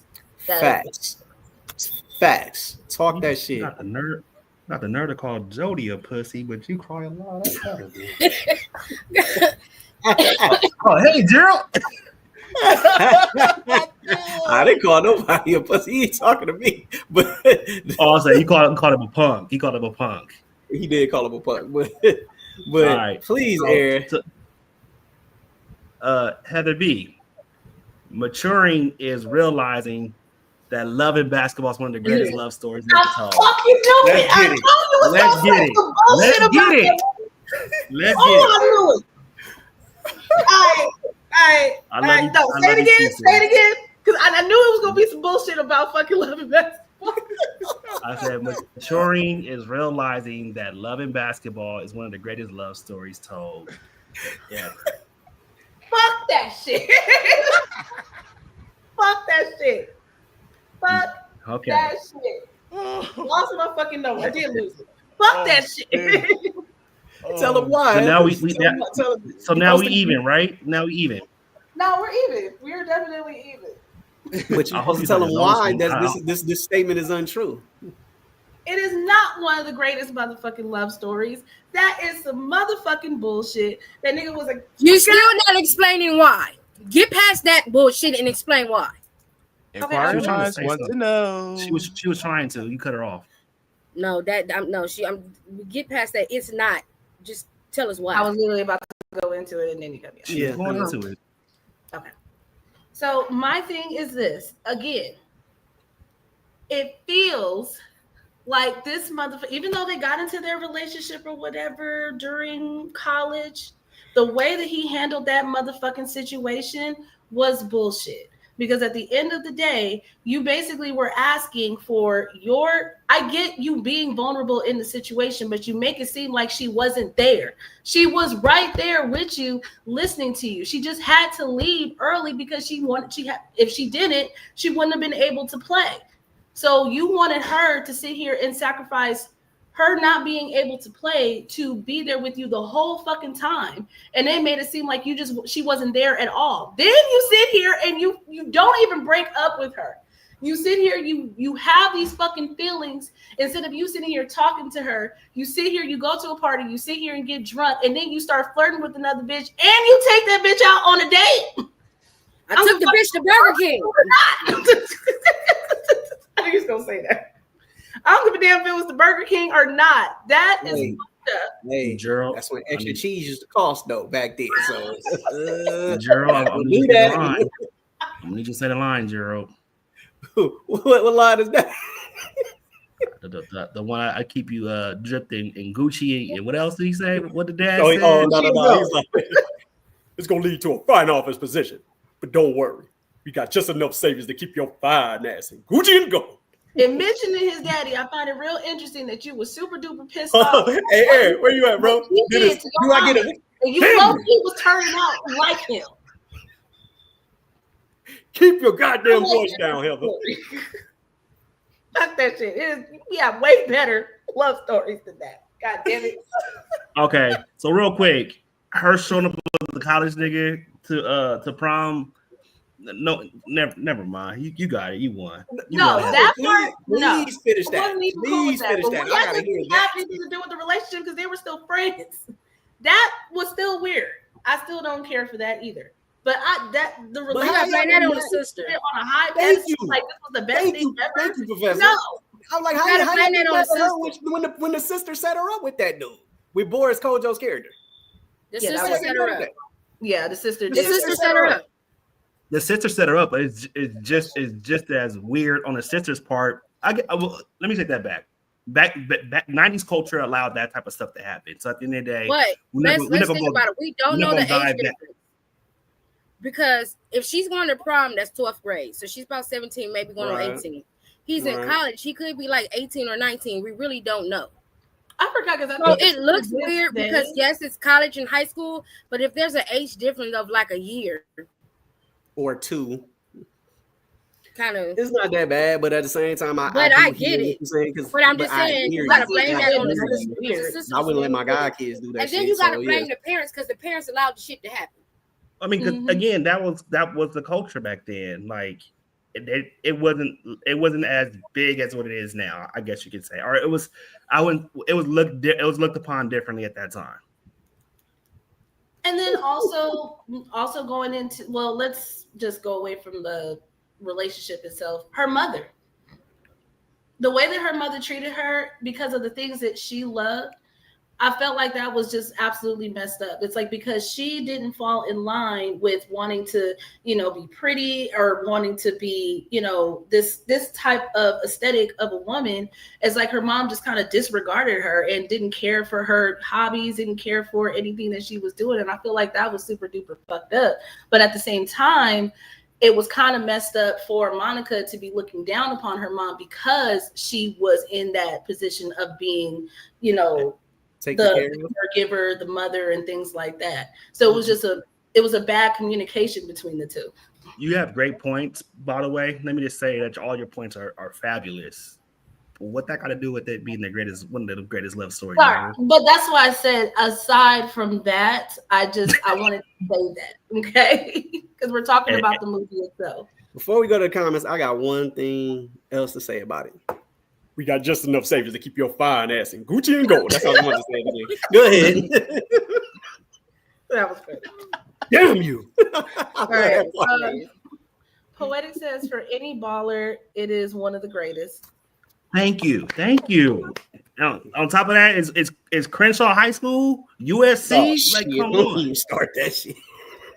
Fun fact, before we get into it, that there was no such thing of women's WNBA when that movie first came out. So that's why at the end, that was one of the first games, the first year it started, and that's why they only got to do it in one take for that scene. Because before that, there was no WNBA.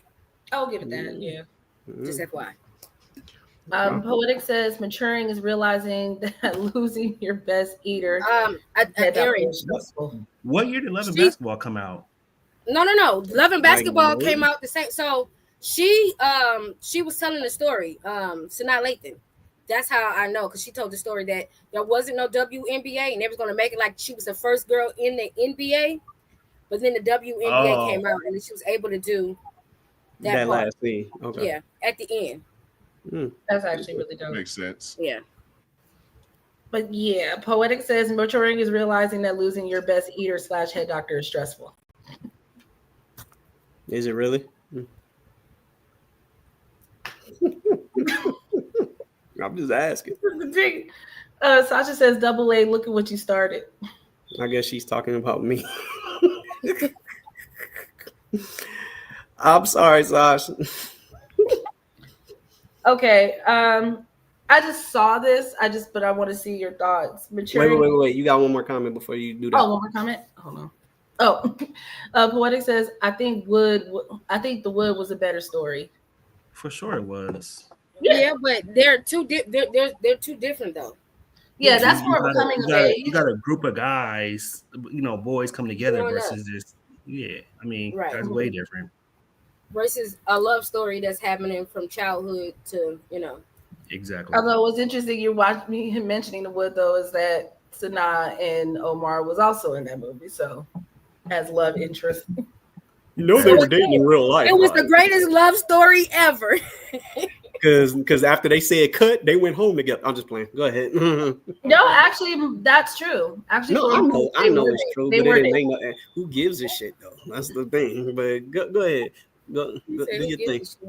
Okay. But damn. Maturing is rewatching Roscoe Jenkins as an adult and realizing Clyde was the real problem.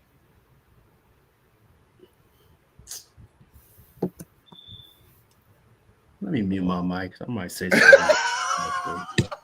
Elaborate. This is just something I saw. I just wanted to see what your thoughts. Oh, this ain't your for real thought. No, to be honest with you, my real thought is the daddy. I put it on his dad, honestly. Yes, in a sense, because his daddy was always. I just want to know who the hell thought that Clyde wasn't a problem from the first time you saw that movie. That my point exactly. If you have to watch it more than once to realize who the. Because there's actually some people who feel like Roscoe Jenkins was the problem, and I'm like, wow, he technically he was the one who went through all that bullshit when he was a kid from all his fucking siblings, and it morphed him into the person that he grew up to be. And again, his daddy didn't help that shit either. But sitting here all the gifts and the money. But the fact that they say Roscoe Jenkins was the problem, they gotta be people with no more than 10 working brain cells to come up with that logic. Because all they're seeing is just basically, I guess, what happened at the race and things like that. How could you, do that to your son? Yada, yada, yada. It ain't that serious. It's like, dude, y'all niggas really do not understand how trauma works and how long that shit will stick with you and how it will morph you into somebody. I just thought of right now. Go ahead. Maturing is realizing that all these black movies lack self accountability. What's the word I'm looking for? Like, it's always like I don't know, self-validation. Like it always look for like validation for somebody else to make them the person who they are today. Like if Roscoe Jenkins had to go through all that his whole life just for him to be a competitive black man today, you have a problem, sir. And a lot of these black movies like really displays that, and I hate that about us. Like, but in that movie too, it also shows you that not paying attention and then finally realizing, and then having your child tell you XYZ, and then you listen because you ain't been around your child long enough. Lets you know, okay, I need to stop thinking about me and start thinking about others, which is thinking about your child. Mm-hmm.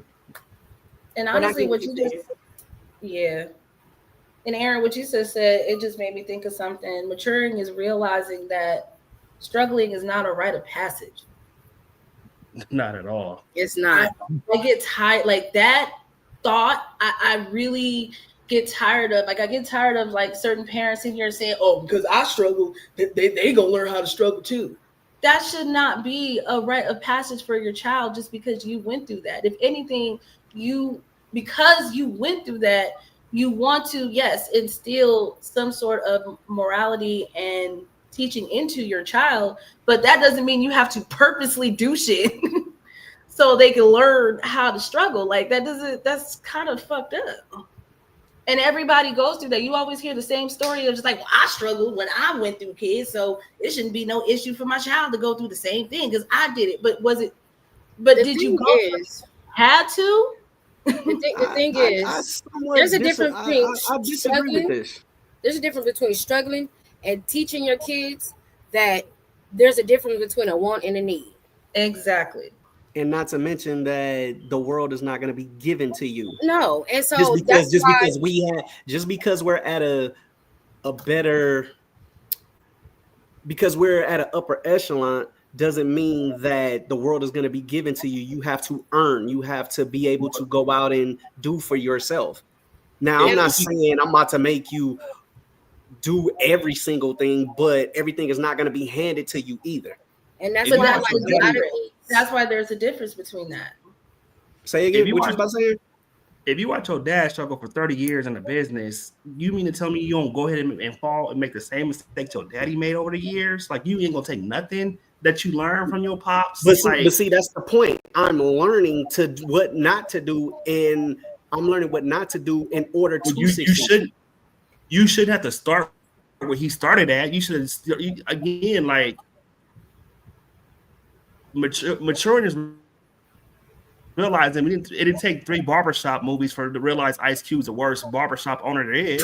You know, like if you look at black businesses. I was waiting for you to finish. You got it. Go ahead.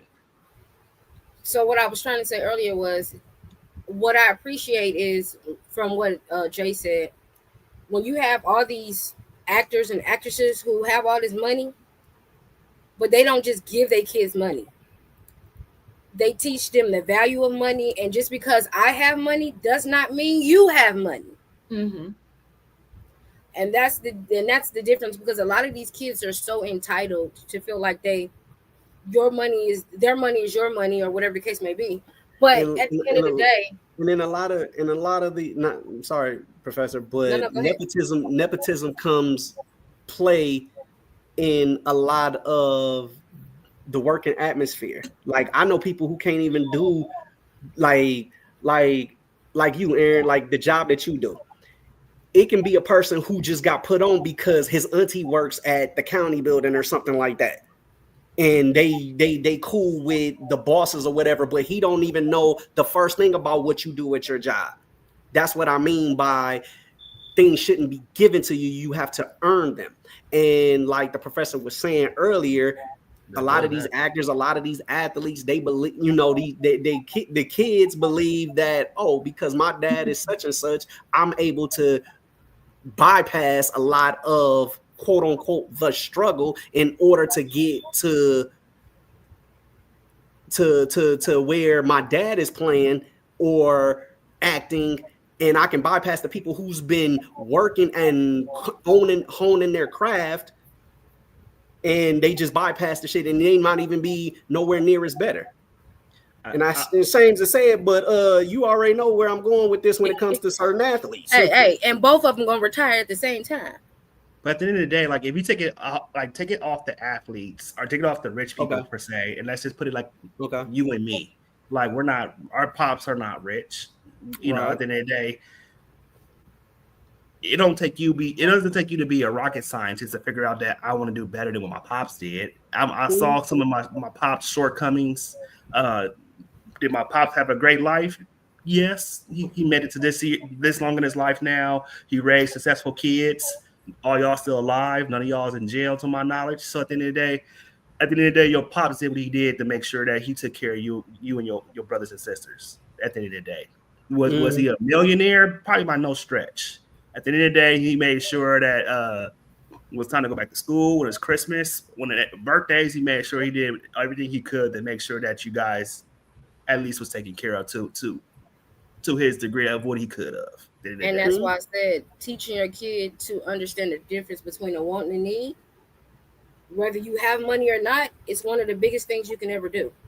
That way, when they get older, they can afford their wants.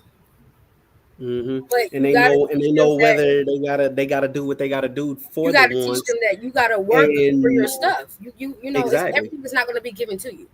And like I said, especially with some of these people who do have nepotism and some of these rich kids who, like I said, you see the way they act, you tell them no and they go haywire. That's not even rich kids, because I see a lot of kids.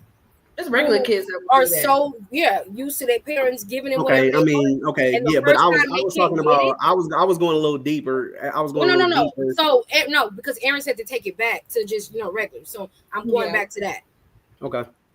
You have parents that will sacrifice and do what they need to do to make sure their kids have everything, right? True. When it's a want and not a need, to the point where when they can't get that want, then that kid acts a total ass and do all kinds of shit because they can't get it. That's why it's always important to teach your child the difference between a want and a need. You want it that bad, I can't afford it, or if I tell you you want it, we're gonna go half. You can figure out a way how to make your money for it, and then I'll give you the other half. We'll go half or something like that. Or that's something that's just gonna have to suffice. You can't have it, right? Because like in this world, you're not going to be able to get every single thing you want. So yes, I agree. It's basically a balance. It's a balance with everything.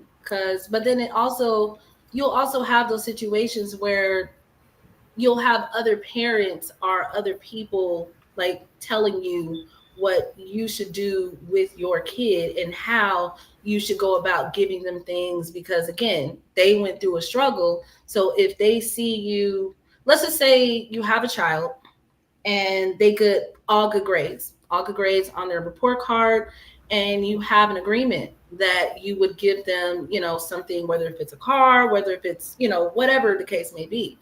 It will always be that parent on the side that will sit here and say some shit like, oh, well, I didn't get that. Why would you sit here and have that type of agreement? I had to go and work for it. Everybody is not the same. Everyone is not looking. Some people are looking more towards making sure that their children's academics is up. So, so if they do what they're supposed to do in school, okay, I'll go ahead and give you this. There are some teenagers that do prefer to be like, fuck it, I want to get out there and work. That was my brother. My brother got out there real quick because he understood really quickly the things that my mom could and could not do for him. And when he realized that she couldn't do everything, he's like, fuck it, I'm gonna go get it myself. Yeah, but that's only to older kids. When you have little kids, it's different. Yeah, you're right. You're right about that. And everybody's parenting situation is different. So you can speak from your own parenting situation, but that's not everyone's situation. At the end of the day, like everybody is different at the end of the day. Yeah, some of us came from fortunate houses where, we all made straight A's, and guess what? We all got new cars. At the end of the day, like, I'm not gonna say that's everyone's situation, or like you guys said earlier, y'all didn't always have, your parents always act like they didn't have McDonald's money, but I think me and Put can say that there was always McDonald's money for us at the end of the day. So there's no knock against your parents or your parents' upbringing. At the end of the day, I think that we all managed to come out as great individuals and great adults at the end of the day. But I just think that our experience mold us to who we are today. And at the end of the day, there's nothing wrong with being told your parents didn't have McDonald's money for you today versus your parents had McDonald's money for you all the time. It's life lessons that comes with everything that we go through. And at the end of the day, although we might have got it all the time here, we might have lacked it somewhere else in another area at other times. So Right. at the end of the day,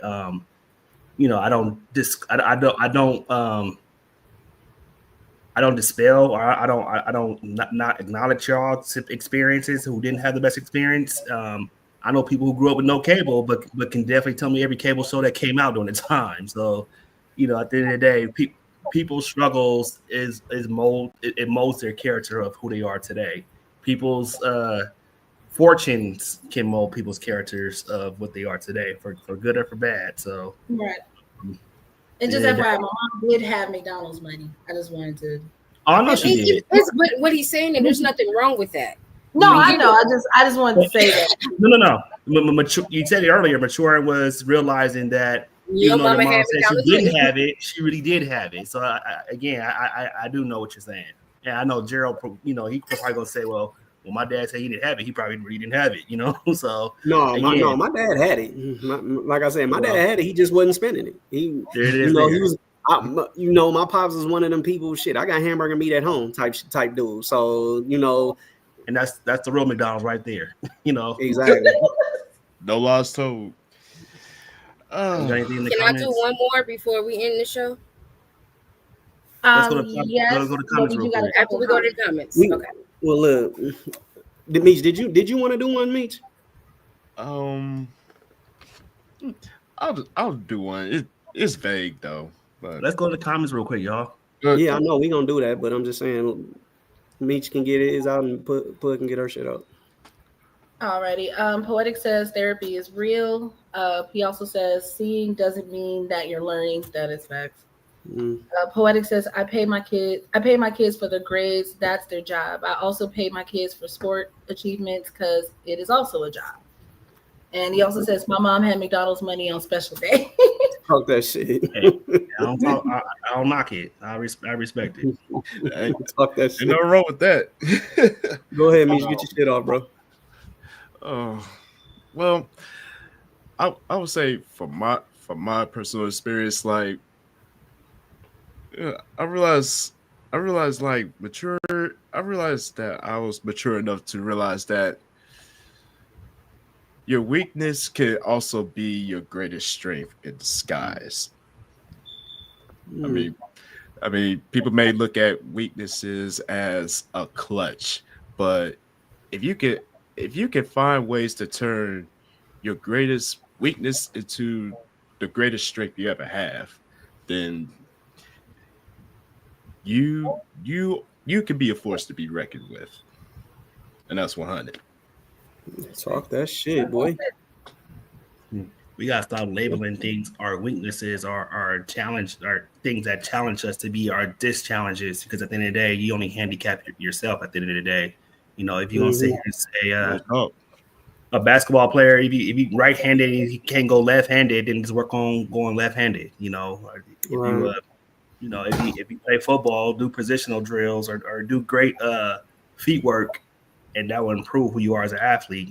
So just make a priority to work on your weakness as much as you do your strong points, and again, stop labeling yourself as a weakness. At the end of the day, you be a balanced person. Absolutely. We gotta stop putting labels on ourselves. We always want to put labels on ourselves. I think society taught us that, but we didn't grow up with that shit. I don't know why all of a sudden everything deserves a label. And it's funny because I say that all the time in the field that I am when I'm working. I always tell my parents to stop letting people put labels on their kids and saying, because they have some type of disability that they can't. Because you'll like in the field that I'm in, they'll say that a kid is nonverbal because he can't speak full sentences, right? But if that child can speak and say any type of words, he is not nonverbal. And so I always tell parents, stop labeling, let them put labels on your kids. So I use that in my field. So you're right. I got to put that towards me as well. What was yours, Professor? Mhm. Maturing is realizing that half the people you check up on, once you stop calling and checking up on them, you will never hear from them again. Facts. Mm. Whew. I'm glad I learned that one early. Huh? I'm glad I learned that one early. Yeah. Yeah. The funny thing is, yeah. Mm. No. I really gotta think about this because the funny thing is, Yeah. yeah, when you start fucking with people, when you start fucking with people, that's the funny shit. Like, you stop calling them, you stop talking to them, and they hit you out of nowhere asking for something. And it becomes to a point where you only hit me when you in a predicament. You always hit me when you in a predicament. You always hit me when you going through something. First of all, before you even sent me the predicament, you didn't say how I was doing. You didn't even ask me how I was doing. You didn't say, "Yo, what's up, bro? You good? How you doing? How's everything going?" No, it's, "Bro, this is about to happen. Can you do this for me? Can you come down and do this?" Yeah. And you start realizing who your folks really are. Even though you keep them folks around because of the solidarity that you guys have been through and you're trying to hold on to it. But you're realizing as you keep maturing, you the one who matured, not them. That's why maturing is sometimes realizing that you got to let people go. Sometimes they're only at a certain stage in your life. And as you move on in life, they're going to stay there.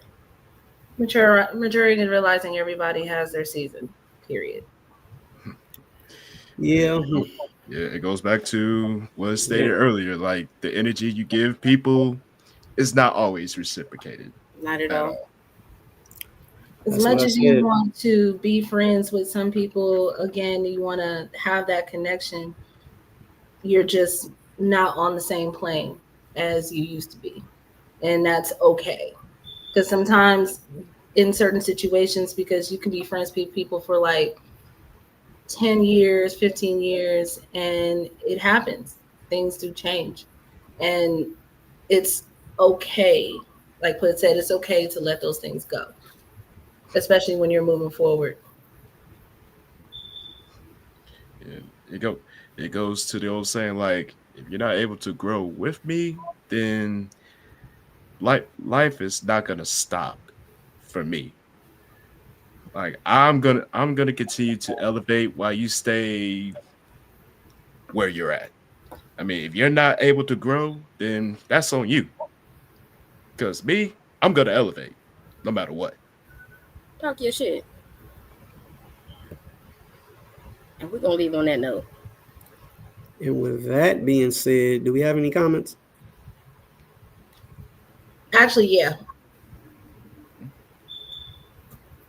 And okay, I understand what you're saying, Poetic. He says, maturing is realizing that every joke isn't made to be said out loud. Yeah, corrected him.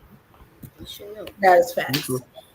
And with that being said, folks, we have come to the end of Talk Your Shit. Maturing is realizing when. We hope you had fun because we sure did. But with that being said, we're going to hand it off to Heather B. Your last comments.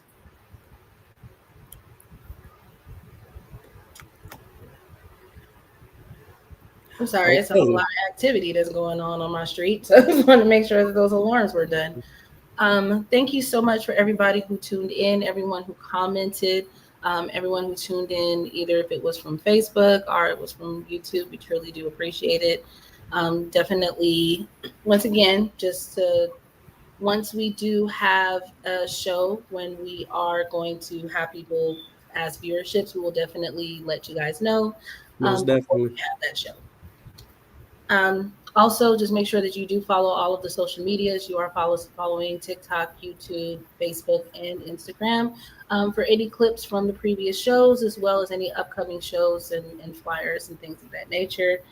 Um, Final thoughts. I really don't have much. Just know that when it comes down to maturing, it never stops. Doesn't matter how old you get. You're always going to learn something new every single day. You're always going to learn something about yourself every single day. So just continue to grow and understand that also everybody's maturity level isn't at the same. So don't expect for someone to understand something the same way you do, because you might be vibrating on a whole different plane than someone else.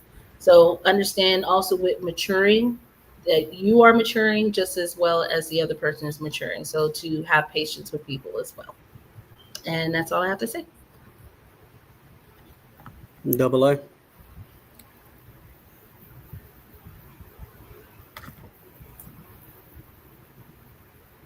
Y'all can hear me now? Mhm. Oh, okay. Y'all heard me the first time. Y'all just want me to say it all over again, but don't worry. I'm maturing at y'all some haters sometimes, and my mic be tripping sometimes too. But it's all good. Maturing is realizing that I can root for y'all from the sidelines and be totally fine, because I don't allow y'all to live rent free in my head. But I still love y'all with all my heart. And I'm okay with that. I refuse to allow myself to live in pain or live in frustration over people who may mean something to me, who may mean something to me today, but won't mean nothing to me tomorrow. And I'm not pointing the gun at you for, but I'm just saying in general that maturing is also realizing that life is short. We lose legends all the time. R.I.P. to D'Angelo. Diane Keaton. Diane Keaton, dude from Kiss, and the dude from Limp Bizkit who passed away today. So maturing is realizing that you got one life to live. I hope you live it to the fullest potential. When it's all said and done, I hope you leave a legacy behind that's worth something. That's maturing. We can sit here and put out all the negative things in life about this person did me wrong or that person did me wrong. Be mature and realize you have your own race to run, and you should stay in your lane and win your race. With all that being said, maturing is realizing that I don't say I love y'all enough when I'm talking to y'all four on the screen right now. I don't tell y'all that I love y'all enough, and I want to say that I appreciate all y'all do, what all you guys do individually and then collectively as a group. And I had a good time. I'll see y'all on the next show. We love you too. We love you too. For sure. Meech. Fix your face, Gerald. I'm low key about to cry, but I'm trying to keep that. He's trying to keep it together. I'm trying to like. Come on, Jody. Jody. Together, boy. Jody. Scared little chocolate bitch. Oh my God, I'm done. I'm sorry. I'm sorry. But I just want to shout out to everyone that came in and participated during this segment. You know you mature when so on and so on, and y'all came and showed up and showed out. Rather it be on Facebook or YouTube, man, we appreciate the energy y'all give us at the end of the day. And in case you missed any parts of this segment, clips will be up on YouTube so you can catch it. So be on the lookout for that as well. But I will say, for final remarks, allow yourself to mature and grow, because you tend to learn a lot when you outgrow certain things and you step outside of your comfort zone at the end of the day. Allow yourself to evolve into the better version of yourself and allow yourself to be mature enough to realize the true nature of your self-worth. And those to me will be keys to why you continue to evolve and continue to write your life story at the end of the day. And don't don't be afraid to don't be afraid to get back. Don't be afraid to get back. It's okay, but don't be afraid to get back up when. Don't be afraid to get back up when you hit a certain roadblock, because everybody hits roadblocks at some point in their life, but they don't let their roadblocks deter them from where they're heading. So I guess you could say mature. You know you're maturing is when you can accept that it's not going to be easy to reach your destination, but you don't give up trying to reach it. And that's 100. I'm out. Okay. Well, like Heather B said before, follow us on all platforms. On TikTok, on Snapchatty, and then was it Facebook? And the We're not on YouTube too. Snapchatting. We not on Snapchat? Oh, okay. My bad. We'll take that away. I don't know about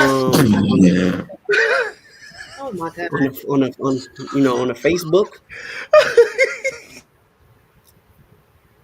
And Instagram or YouTube. on Instagram too. Sorry. Also, we like to give thanks and praise to the people who did show up. The first time viewers. We appreciate the love. And like Heather B said, we will be allowing people to come on at a later date, later shows. So stay tuned for that. And gather around, people. Gather around. It's Jay's word of the day. And the word of the day is accountability.